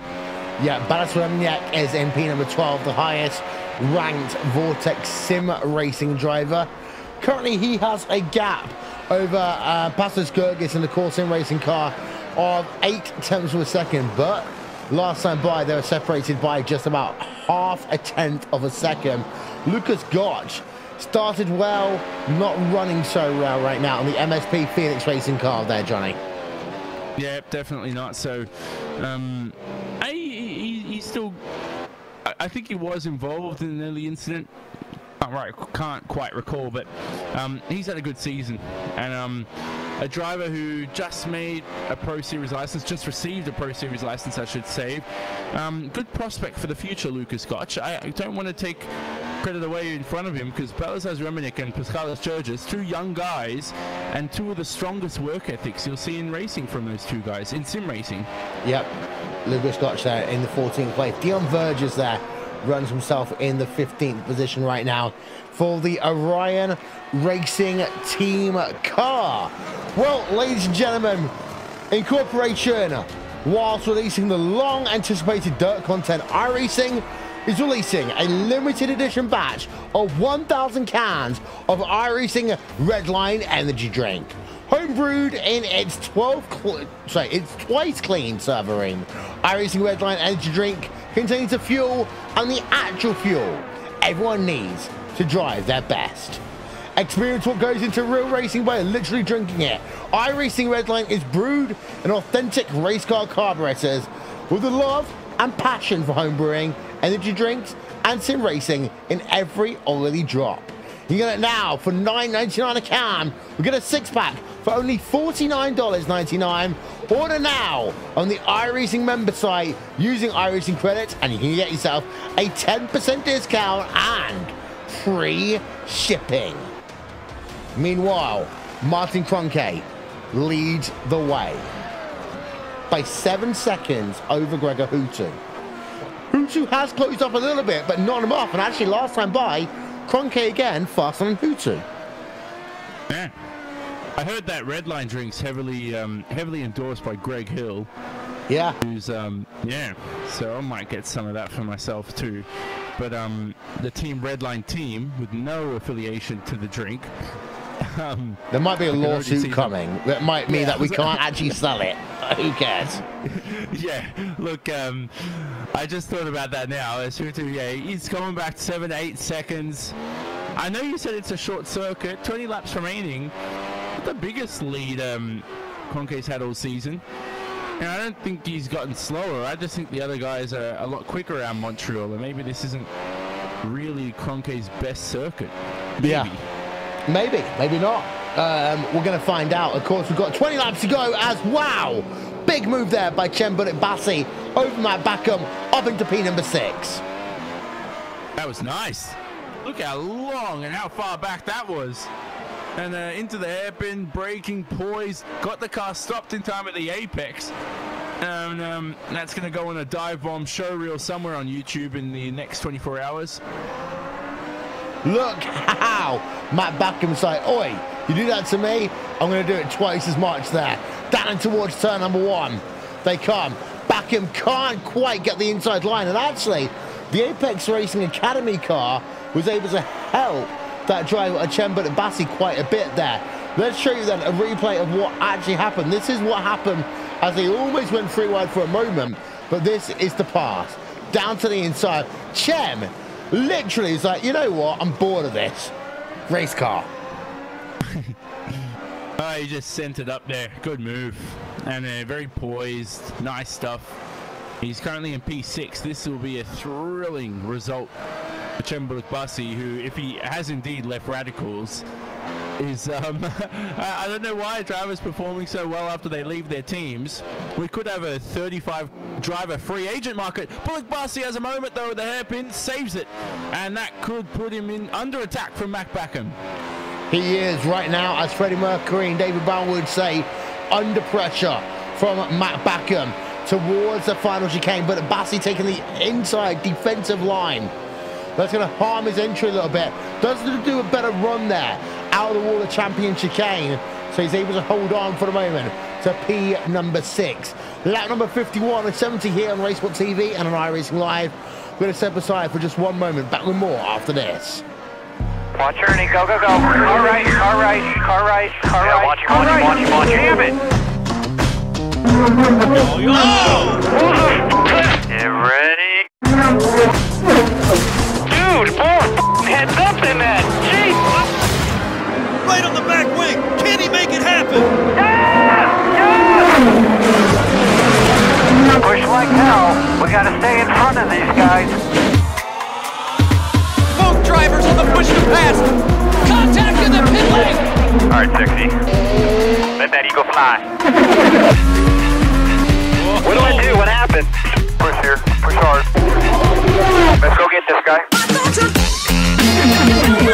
Are outside. Room behind you. Intel. Clear outside. Good job. Just spun behind you. I don't know if you got him or not. He got out of it so hard. Look at these guys are all over the back. Full throttle. IndyCar. He hit an outlap. What's next? Come and get the checkers, big boy. Oh, baby, that was good. He hit me. Inside, inside, outside, inside, outside. 2017 Verizon IndyCar Series. See what's next.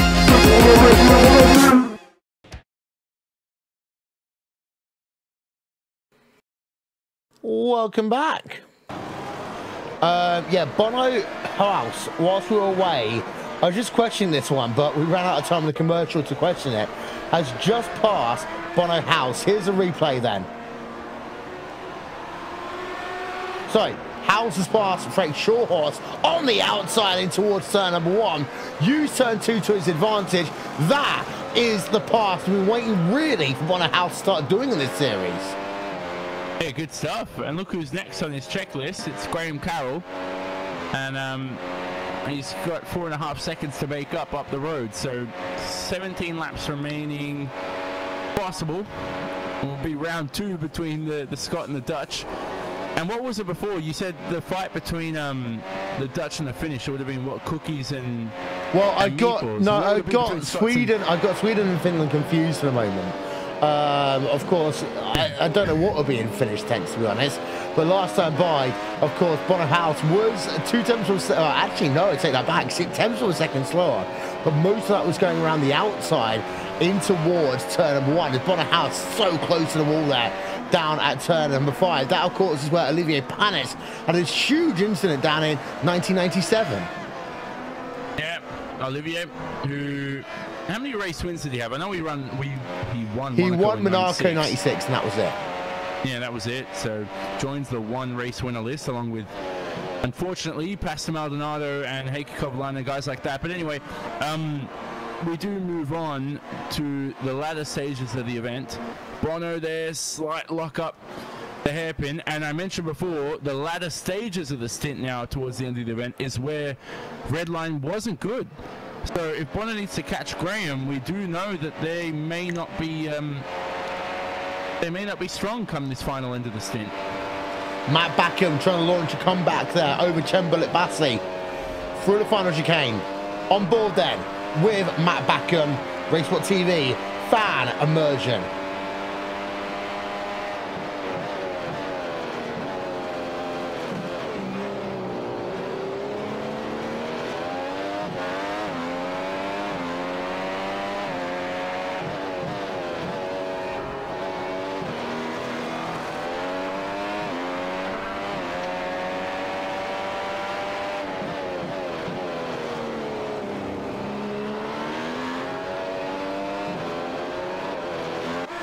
Big wiggle there for the driver on Matt Backham out of turn number 7. He really is pushing it hard right now.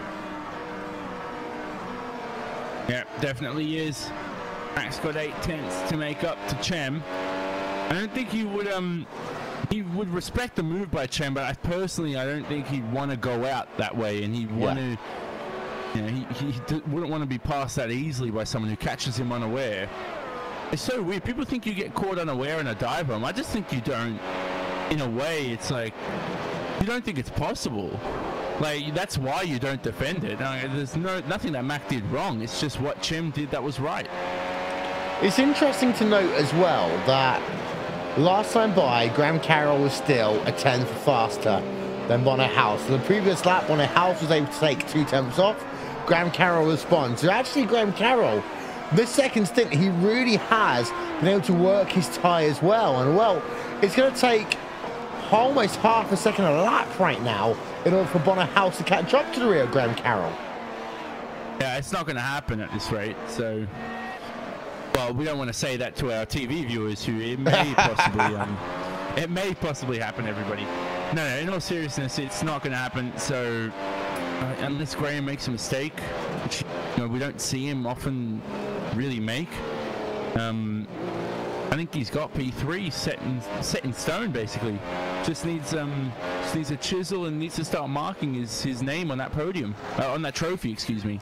Pasha's Gergis right now in P number 14 versus Balaz Remniak there for 13th place on track. Vortex Sim Racing versus Core Sim Racing. Now Gergis has been closing up a little bit the last couple of laps, but now he's in that dirty air. Vortex versus Core is one of those mid-pack battles I'm really looking forward to see how they evolve over the course of the season, because of course for Core Sim Racing it's the first time they've got a real team effort here. Vortex Sim Racing, the last time we saw in the World Championship Series in 2016, they didn't really do the amount, I would say, that some people were expecting of them. Yeah, it was basically just Michael Dinkel out there on his own. So that's why Dinkel signed with Apex midway through the season, but he was loyal to his team of many, many years and stayed with them till the end of the campaign. Both rebuilding now. Core is a team where we've hardly ever seen this in sim racing. Probably shouldn't have even been in this World Championship. Isaac Price obviously out of nowhere decides, okay, wait, I'm going to race. Now they got Gergis in there. Rumors of, I mean, Sebastian Jobs there behind the scenes too. Obviously, he's not in the World Championship. May possibly be there next year if he wants to race. Rumors of another few drivers also coming in. Like, that team from, what was it, a month ago, wasn't really just expecting them to do so well. Isaac Price comes in with some good top 10 finishes, hard worker, grabs Gergis, who is another great hard worker. They've done so well. Brilliant stuff. Martin Piatella just working himself there past the driver of Fernick Kern to move himself up into 19th place in this field. And actually Fernick there going to lose 2 places in the space of 3 corners, because he actually loses a position there to Kevin Ellis Jr., who of course is in the actual Apex team. Actually no, I'd take that back. They're 2 Apex Racing Academy drivers who are close to go. And actually just look at how far back Kevin Ellis Jr. is coming into that final chicane. Puts on the DRS, puts on the ERS, gets himself basically past his own teammate, because his teammate is left out to dry in the kitty litter down at turn number 2. Yeah. Oh, is Graham Carroll out of the event? Goodness me, Graham Carroll's out. Something has happened to Graham Carroll. We are going to replay. We're going to find out what. Let's listen in.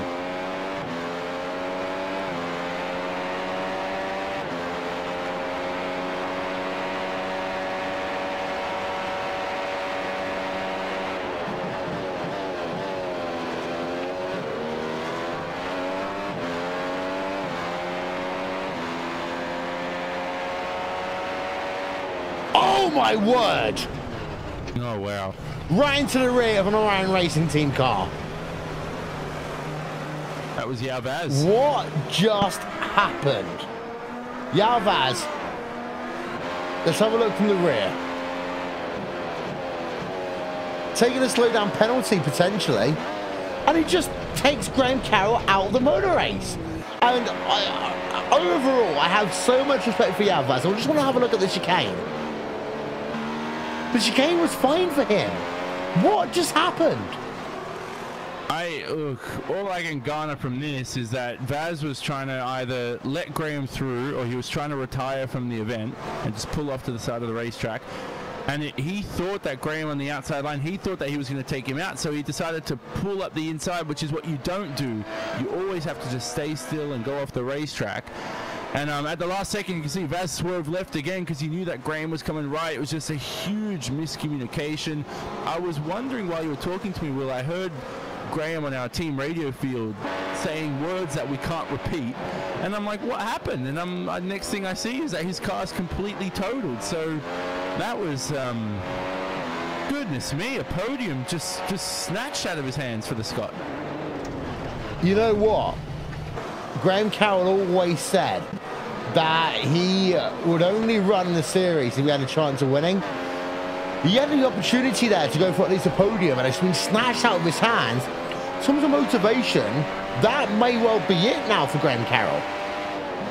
And if he's a chip on the shoulder guy, though, you think about it. that's probably going to be his best chance of a podium or race, just because of the fact that Montreal is one of his best tracks. But in terms of a chip on the shoulder thing, you say, okay, I lost the race where I would have had my best chance for a podium. Let's try and earn it in the next 9 rounds, because there's only 12 rounds this season. Yeah, he's going to have to keep pushing. That promotes Bono to a podium, but that's not really the main story. The main story is I just have to...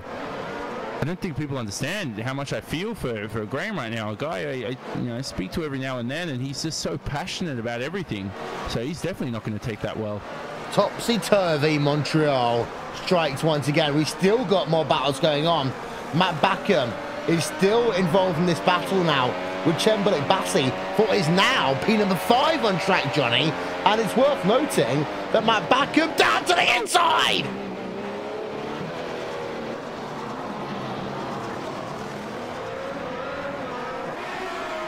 That almost ended in tears. Oh my goodness. These drivers need to stop raising our heart rates in the booth or something. That's amazing though. That he just got the car stopped on the apex, and he sort of gave Chem a bit of a bite back of what he gave him before. Dive bomb, and just kept his cool there. Nice poise. Small tap, but nothing to worry about there. That was amazing. It took me, Will, I was hoping you'd delay introducing me for another 5 seconds. It took me so much time to sort of sink that in.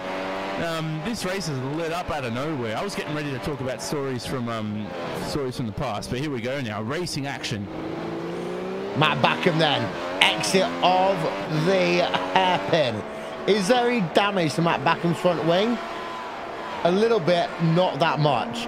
DRS is wide open right now.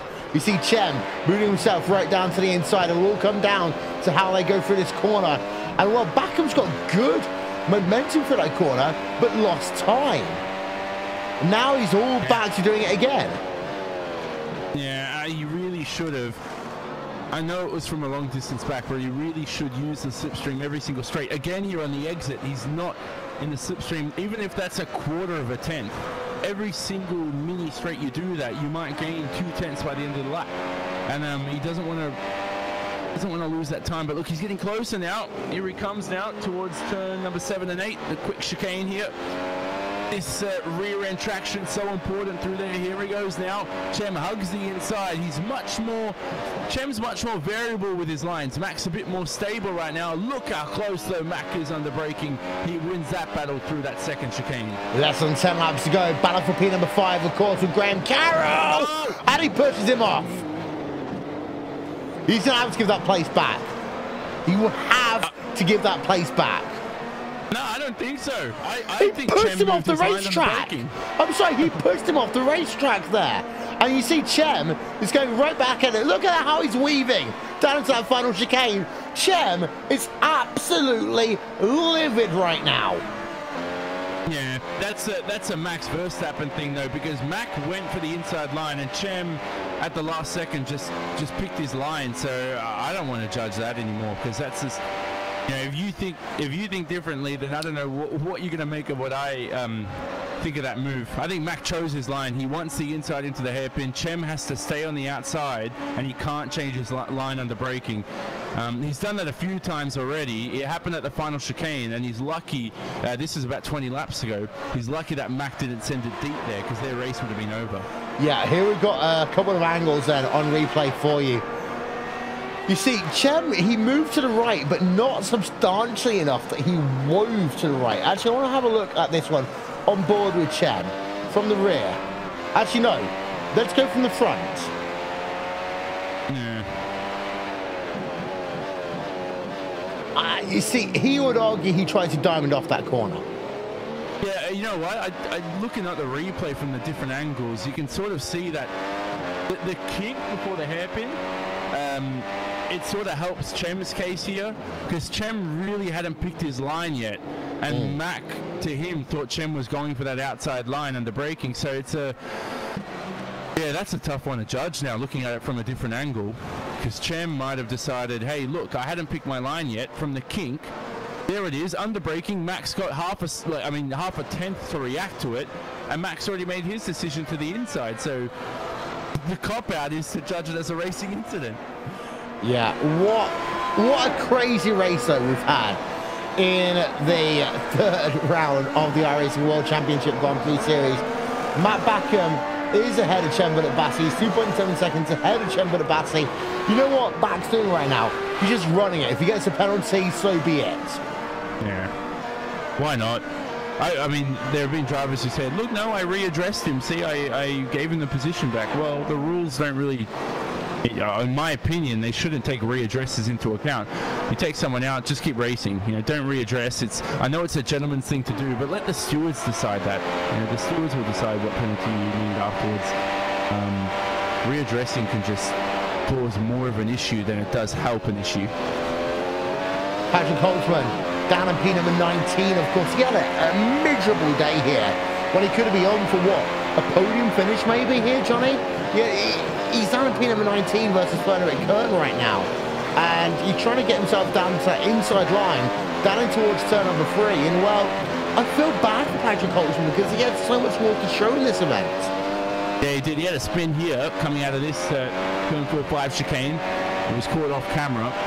I just didn't want to mention it because Patrick just has so many inconsistent spins moments. So here we go. He's trying to pass Kern now. Kern's had a very quiet race too from the back of the Gordo. Good race from him that way. I mean, quiet, hasn't got himself into too much trouble. We saw him in a bit of action in the middle parts of the event. But so far P18, that's a great result for Kern in the Apex Academy car. Yeah. As behind is Kevin Ellis Jr.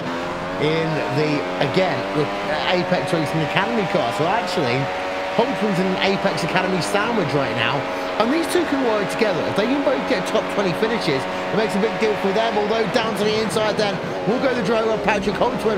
Kevin Ellis Jr. there, having to try and take evasive action to not run to the rear of Frederick Kern. But now, Ellis Jr. is going to go down to the inside of his own teammate in towards turn number 1, and will get the position. Frederick Kern losing 2 places, almost there in the space of 1 corner.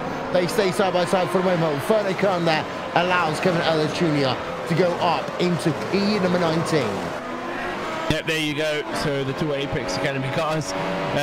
Kevin Ellis Jr. Nice event from him as well, but he did start 12th, so I was expecting more, but he's getting the points. You know, strong qualifying doesn't mean everything. News in the meantime, Umeshima coming out of turn 10 had a half spin, and he's allowed to higgle it into P8. And Umeshima, of course, late on in the race. Let's not talk about him too much, shall we? Oh no. Well, there's 5 laps. What was it? 3 laps remaining last time? 3 laps remaining, yeah. Yeah. Well, we got a couple more laps, so we won't talk about him. Lucas raining down on Umeshima though. Peter Berryman. He's started from the pits, obviously. He may have a shot here at a top 8 finish. That would be seriously impressive for Peter. Martin Kroenke, though, leads by 10.1 seconds over Gregor Hutu. And I said this at the top of this broadcast, Johnny. Since I've been commentating on the World Championship Grand Prix Series, no driver's ever won 3 races in a row. I'm going to have to go back, and I think it was 2010, the first year that we actually had one driver winning the first race, 3 rounds of the championship. Because quite often, it was Hutu Louise. Then later on, we had the red line guys splitting it up. This is a momentous moment now for Martin Kroenke. It's brilliant. I mean, pure dominance, clearly the best driver in the field by far. And in all aspects, you look at qualifying, you look at race pace, consistency, tyre management. Overtaking, we haven't really seen much because he's been so far ahead. He did have his first actual entertaining action of the season, passing Graham Carroll for the lead here. Never looked back from then on in. Graham led those other 4 laps. He's obviously now out of the event after that horror incident with the Albaz. And he's just been great. I do have to say, though, he is not going to break Hutu's record from 2010. Hutu won the first 14 rounds in a row, and there's only 12 rounds this season. So they trolled Kroenke by reducing the calendar because they knew he'd be this good. But since 2010, no driver's ever won 3 rounds in a row. Am I right? Yeah, that's right. So I know my stuff. To start the season. Yeah, to start the season. As Kevin Ellis Jr. then, P number 19 versus Patrick Holtzman right now. That's about going on. And again, you've got to have a little bit of feels for Patrick Holtzman. Of course, he had a bad day, and it's just become worse. And this is a driver that could have been in the top 5, now being number 18. Yeah, you say you feel bad. He's got to step up the game. We've said this for years now, though. So, like, any smart team manager, and I said this in the past couple of rounds, you're always smart. You need to give people time. How much patience are you going to have with Patrick now? He's been with 4 teams in 3 years, I think. And he keeps on moving, trying to find his place somewhere nice. And do you take a gamble on a guy who's shown so much inconsistency over the years? Is Umeshima now trying to fight back for P8 on Higlin? I'm going to switch my attention to this now, because while that's going on, that allows Berryman a shot at P9, and with that small twitch out of turn 10, Umeshima is really vulnerable here to losing that 9th position. Yeah, there's Umeshima, Berryman then. It's actually a three-way battle because you've got Antoine Hegelin at the front of it. Antoine Hegelin versus Kazuki Umeshima versus Peter Berryman. We're going to go on board then with that driver of Peter Berryman in the Apex Racing UK number 69 machine. Final couple of corners of this lap. Berryman actually doesn't get a good run out that corner. Yeah, does he pick number 69 or is that allocated to him? No, he picks it. I feel like he picks it, all right. He's got a chance here at P8. It's save the DRS, save the ERS, and use it all on that straightaway. That's the method. Yeah, but he's only got one shot at it, so he's got 2 cars to pass. He really has to hope that Umeshima goes side by side with Higlin on that back straight. There'll be a 3-wide move. It'll be like what we saw with Alonso Ocon and Hulkenberg last week. Yeah, at the Australian Grand Prix, an event I happily attended. I was in the scrum of the podium. I was not one of the people who left the track early, and we hope the fans today at Montreal do not do that as well. Well, you do know that Montreal is actually in the top 3 sporting events in the world in terms of attendance. It's coming up right behind the Le Mans 24 Hours and also the Indianapolis 500. In some years, it has actually won the most attended event of the year. Yeah, that's amazing. And what's the capacity of Indianapolis? 250,000 people or something like that? In terms of actual seats, yes. Yeah, and there's more people there in like unseated. Will we ever get a 1 million crowd stadium for like Indianapolis in the future if it develops? Is there room? Maybe. It's too much, isn't it? Maybe. Let's not bring that up. 2 laps remaining here, and Kronke has 1 lap remaining as he crosses the line. Brilliant race from Martin. All I really want to say before he completes the event is he's still out there. He's still the best driver, as we mentioned before. Gregor, though, I think he's taken a step ahead this round, and he's a little bit quicker because 11-second difference between himself and Hutu. Kronke's got his work cut out for him, unless he backed off. That's the other option. Well, yes, but of course, Martin Kronke started on pole position. Did lose it early on to Graham Carroll, but he was smart in terms of his tyre strategy, in terms of when he wanted to pounce. Martin Kronke will exit the second chicane and head himself down towards the hairpin. Gregor Hutu is 11.2 seconds back in the distance. Since 2010, no driver has ever won the first 3 rounds of the iRacing World Championship Grand Prix Series. And no driver has ever won the first 3 rounds of the iRacing World Championship Grand Prix Series and not become the series champion. Martin Kronke for the final chicane, for the final time. He is going to make it 3 out of 3 here. Kronke wins at Canada. There's Gregor Hutu. Hutu will claim 2nd position. But Hausen will be a further 20 seconds back. But he will eventually come onto your screens right now and finish in the 3rd place. So yes, it is still Coanda 1st, Redline 2nd, Redline 3rd. But the thing is that Redline have not got themselves a victory so far this season. Fake Short Horse in 4th place, Mike Backham 5th place in the end there over Chen Bullet Bassi. Fantastic battle we had going on between those 2 drivers. Marcus Jensen, well, he's about to enter the final corner. There we are. Cameron's finally picking him up. Marcus Jensen, P number 7, gave him some stick early on in this event, but he does manage to seal the deal and get the 7th place here. Antoine Heglin in the 8th position. Coming past the start-finish line right now. 9th place will go to Kazuki Umeshima. I say that, but Peter Berwin might just be ahead. We'll get final confirmation in a moment's time. Johnny? Yeah, that's true. Peter Berwin, final chicane, makes the move up the inside of Kazuki Umeshima, and he takes P9 away. Wasn't enough for the 8th position, but I think he just caught him unaware. Umeshima was right behind Higlin, and he was trying to make a move for P8, and then Berwin just sailed up the inside easily. Also have to say, Mac Backham had a half spin at the hairpin and lost 2 seconds, and it was very close to surrendering that top 5 finish to Chem. There is Peter Berwin then moving himself into the 9th position on track. Let's get ourselves a replay of Mac Backham, shall we? This is down and towards the 2nd chicane on board of Mac Backham.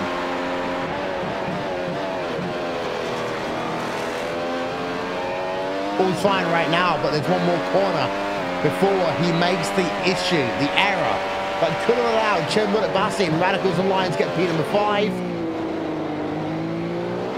Corner exit there from Matt Backham, and he's very lucky actually that if Chen was about 2 tenths of a second closer to him, would have got P number 5 away from him. But that's the thing, a race isn't won and lost in the final lap, a race is won over, in this case, 70 laps, Johnny.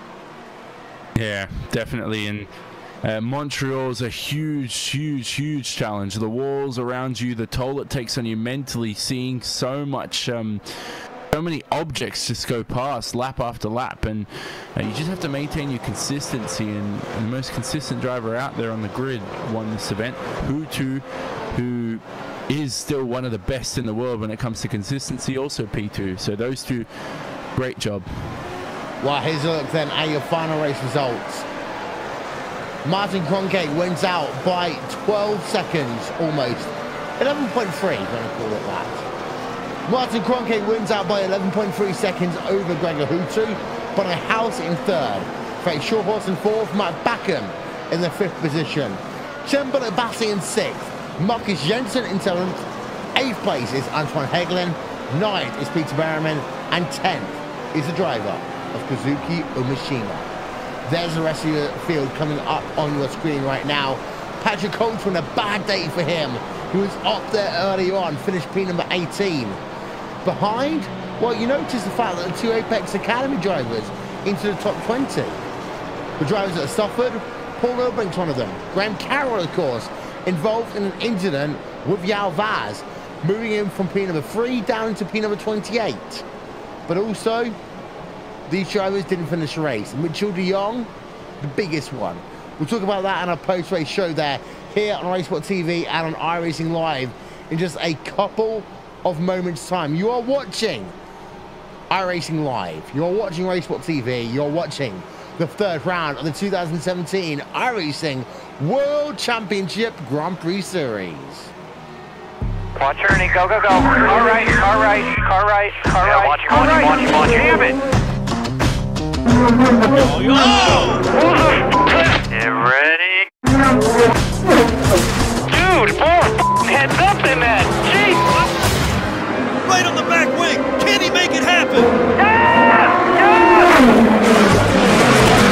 Push like hell. We got to stay in front of these guys. Both drivers on the push to pass. Contact in the pit lane. All right, 60. Let that eagle fly. What do I do? What happened? Push here. Push hard. Let's go get this guy. Car outside. Through behind you. Control. Clear outside. Good job. Just spun behind you. I don't know if you got him or not. He got out of it so hard. Look at these guys are all over the back. Full throttle. IndyCar. The in and out lap. What's next? Come and get the checkers, big boy. Oh, baby, that was good. He hit me. Inside, inside, outside, inside, outside. 2017 Verizon IndyCar Series. See what's next. The NASCAR Beginner Series powered by iRacing is the premier NASCAR esports series featuring the cars and tracks from the Monster Energy NASCAR Cup Series. The 2016 campaign saw a return to the top of the mountain by Ray Alfalla as a three-time NASCAR World Champion. The march to that championship was not easy, though, despite the fact that Ray Alfalla took home the most points in series history. It just also happened to be the tightest championship fight we had ever seen. These guys are set for the 2017 campaign, and as it has been for the 7 years prior, it is no longer going to be a straight shot to the championship. We are going to see the biggest change in this championship picture in series history, as for the first time ever, there will be a chase for the championship. We're going to go into the Homestead Miami Speedway at the end of the season with the 4 best oval sim racing drivers in the world absolutely tied in the championship. You just got to beat the other 3 guys out and you will become an official NASCAR champion. You're going to get yourself a NASCAR championship ring and, of course, $10,000. These are the iRacing Esport World Championships, the pinnacle of sim racing competition. You can catch it all season long, live coverage on iRacing.com/live.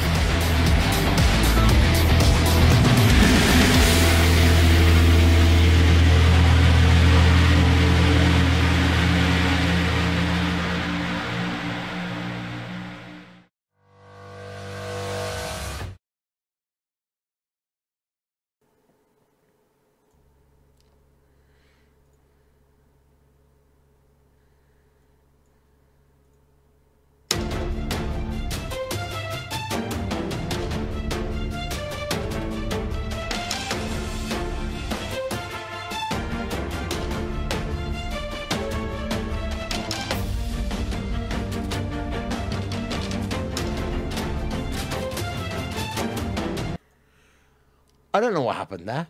Let's try that again.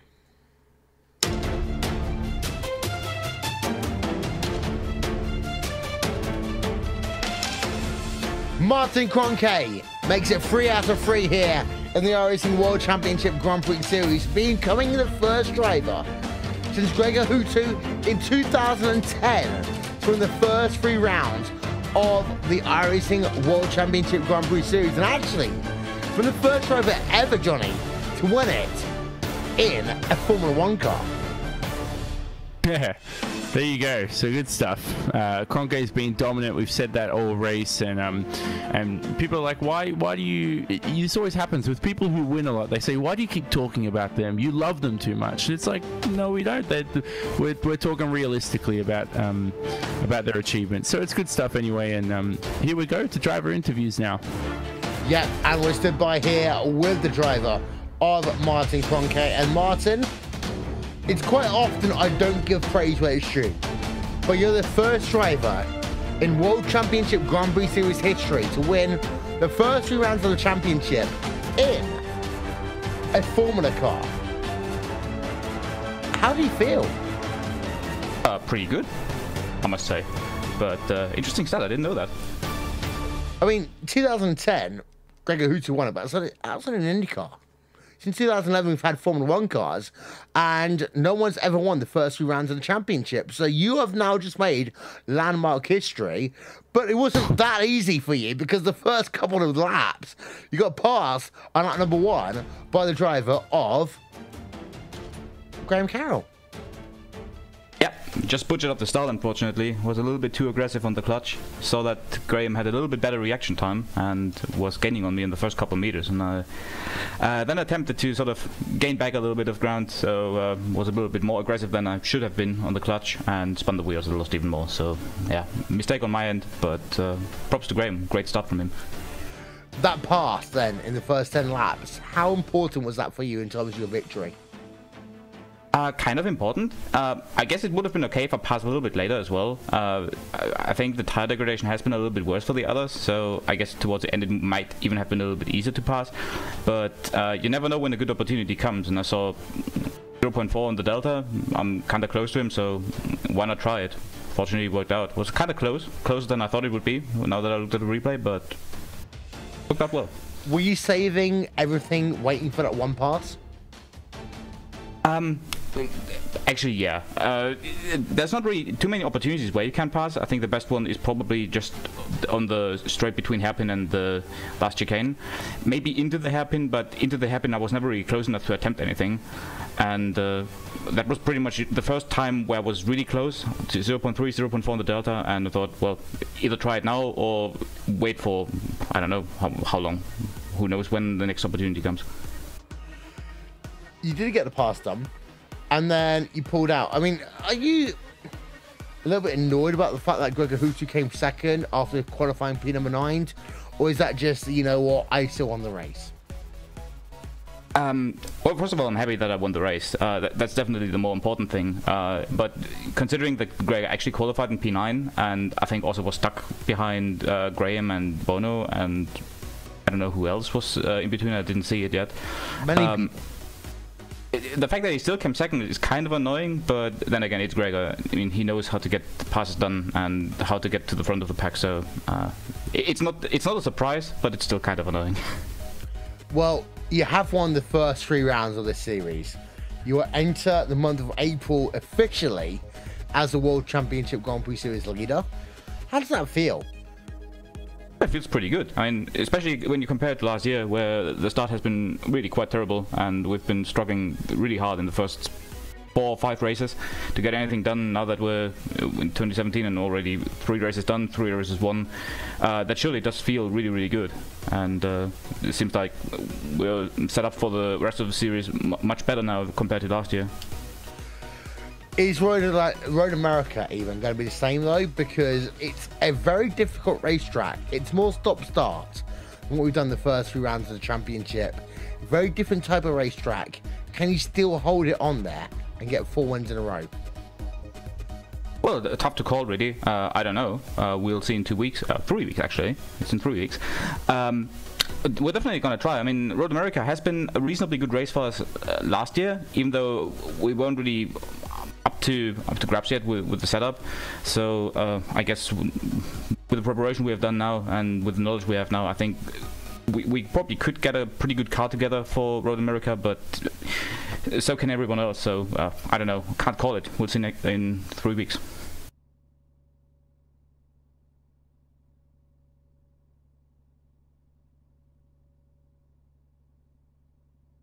Hey, yeah.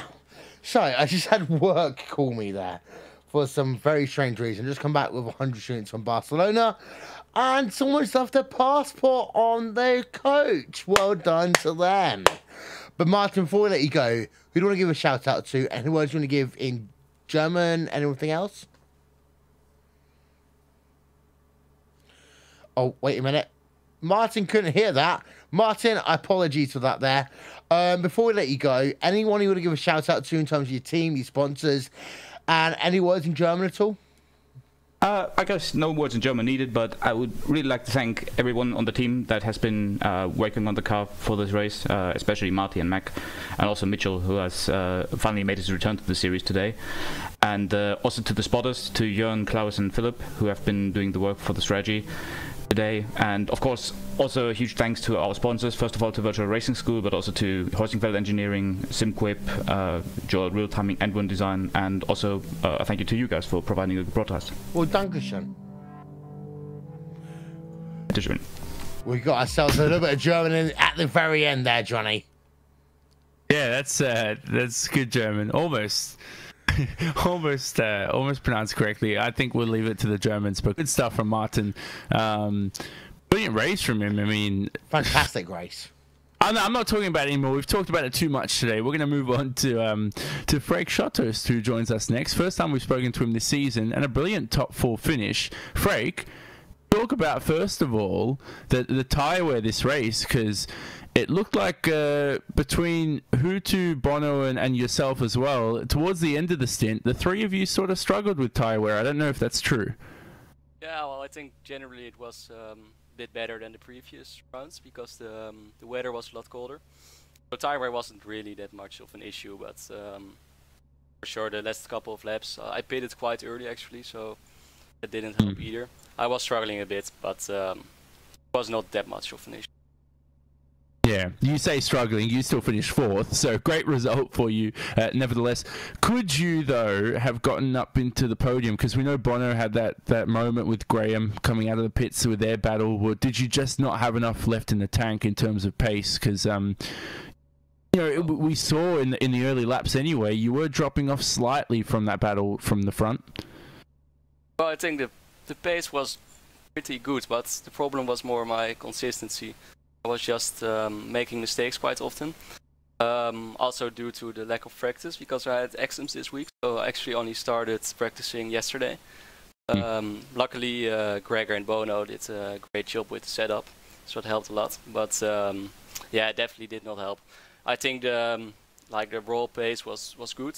I also qualifying was good. I could have got pole if I didn't mess up the last corner. But it was consistency. I need to work on that.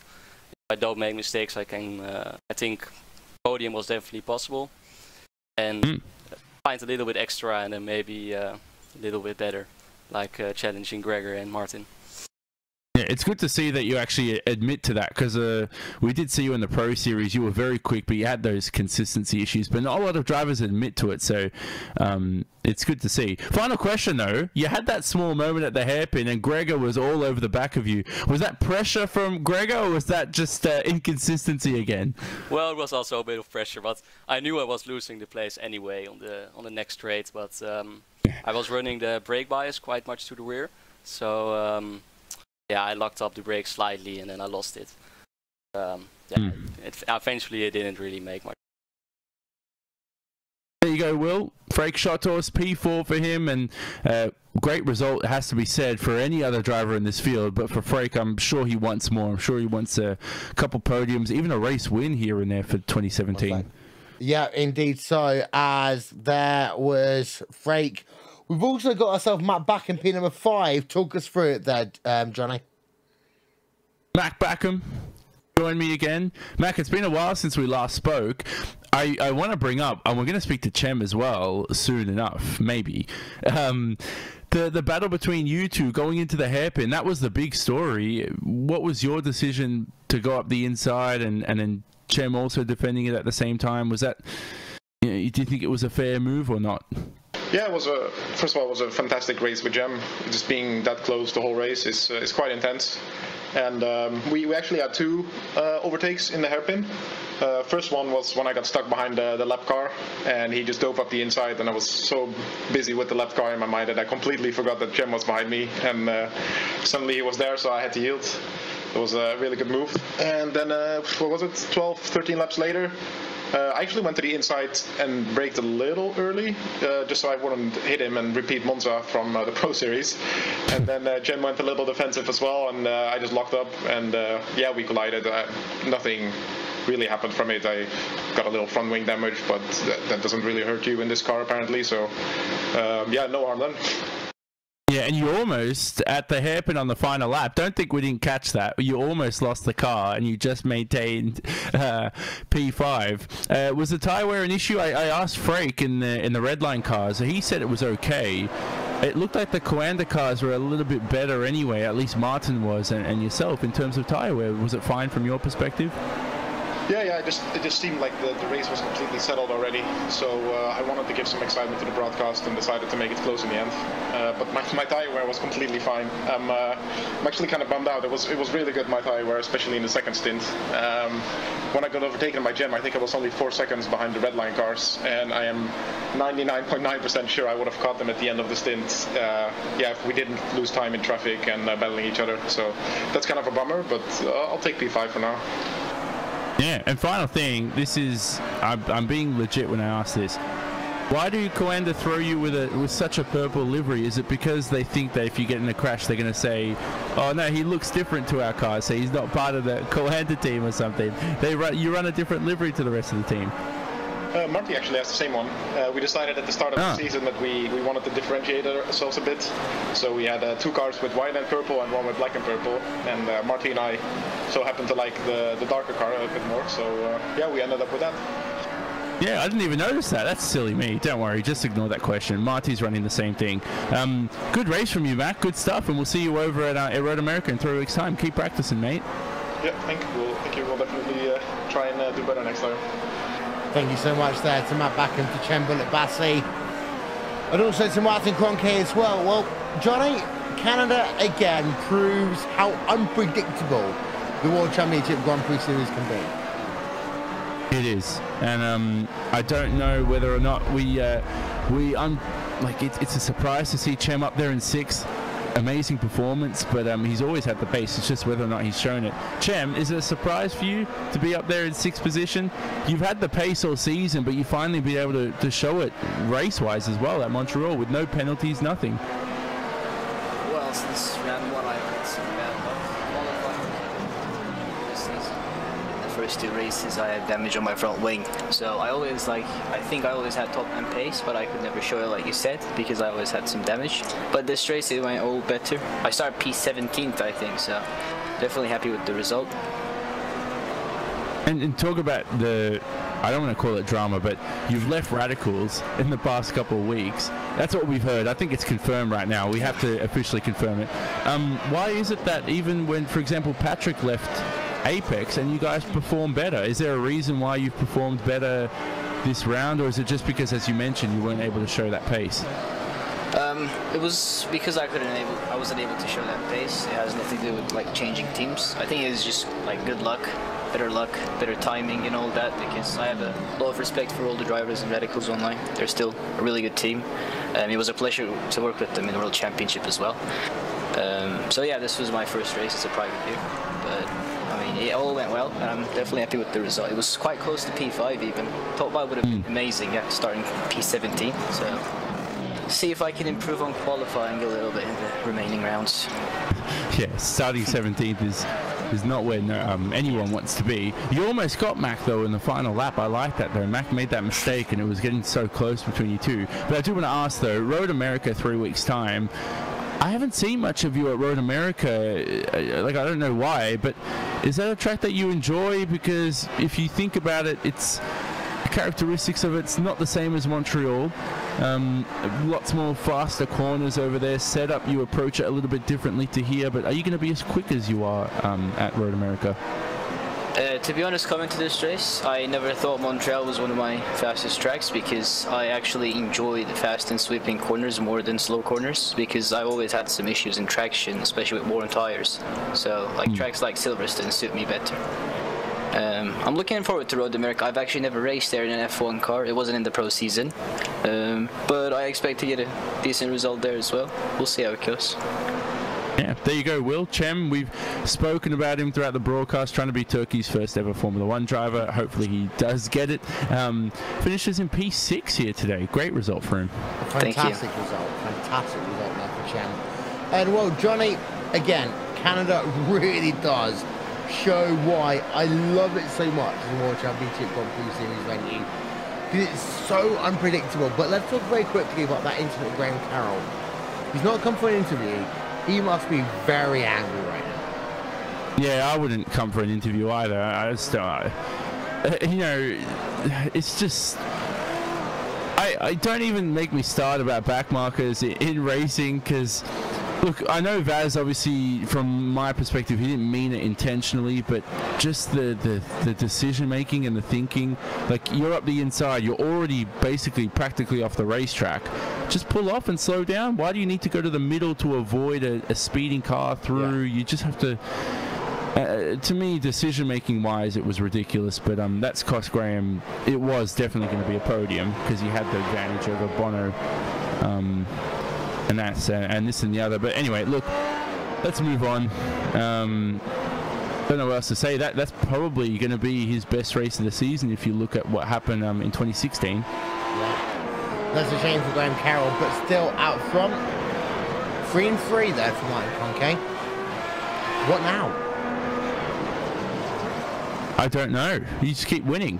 I said this before, he was the best driver last year in terms of being the world champion, and he's improved on everybody else.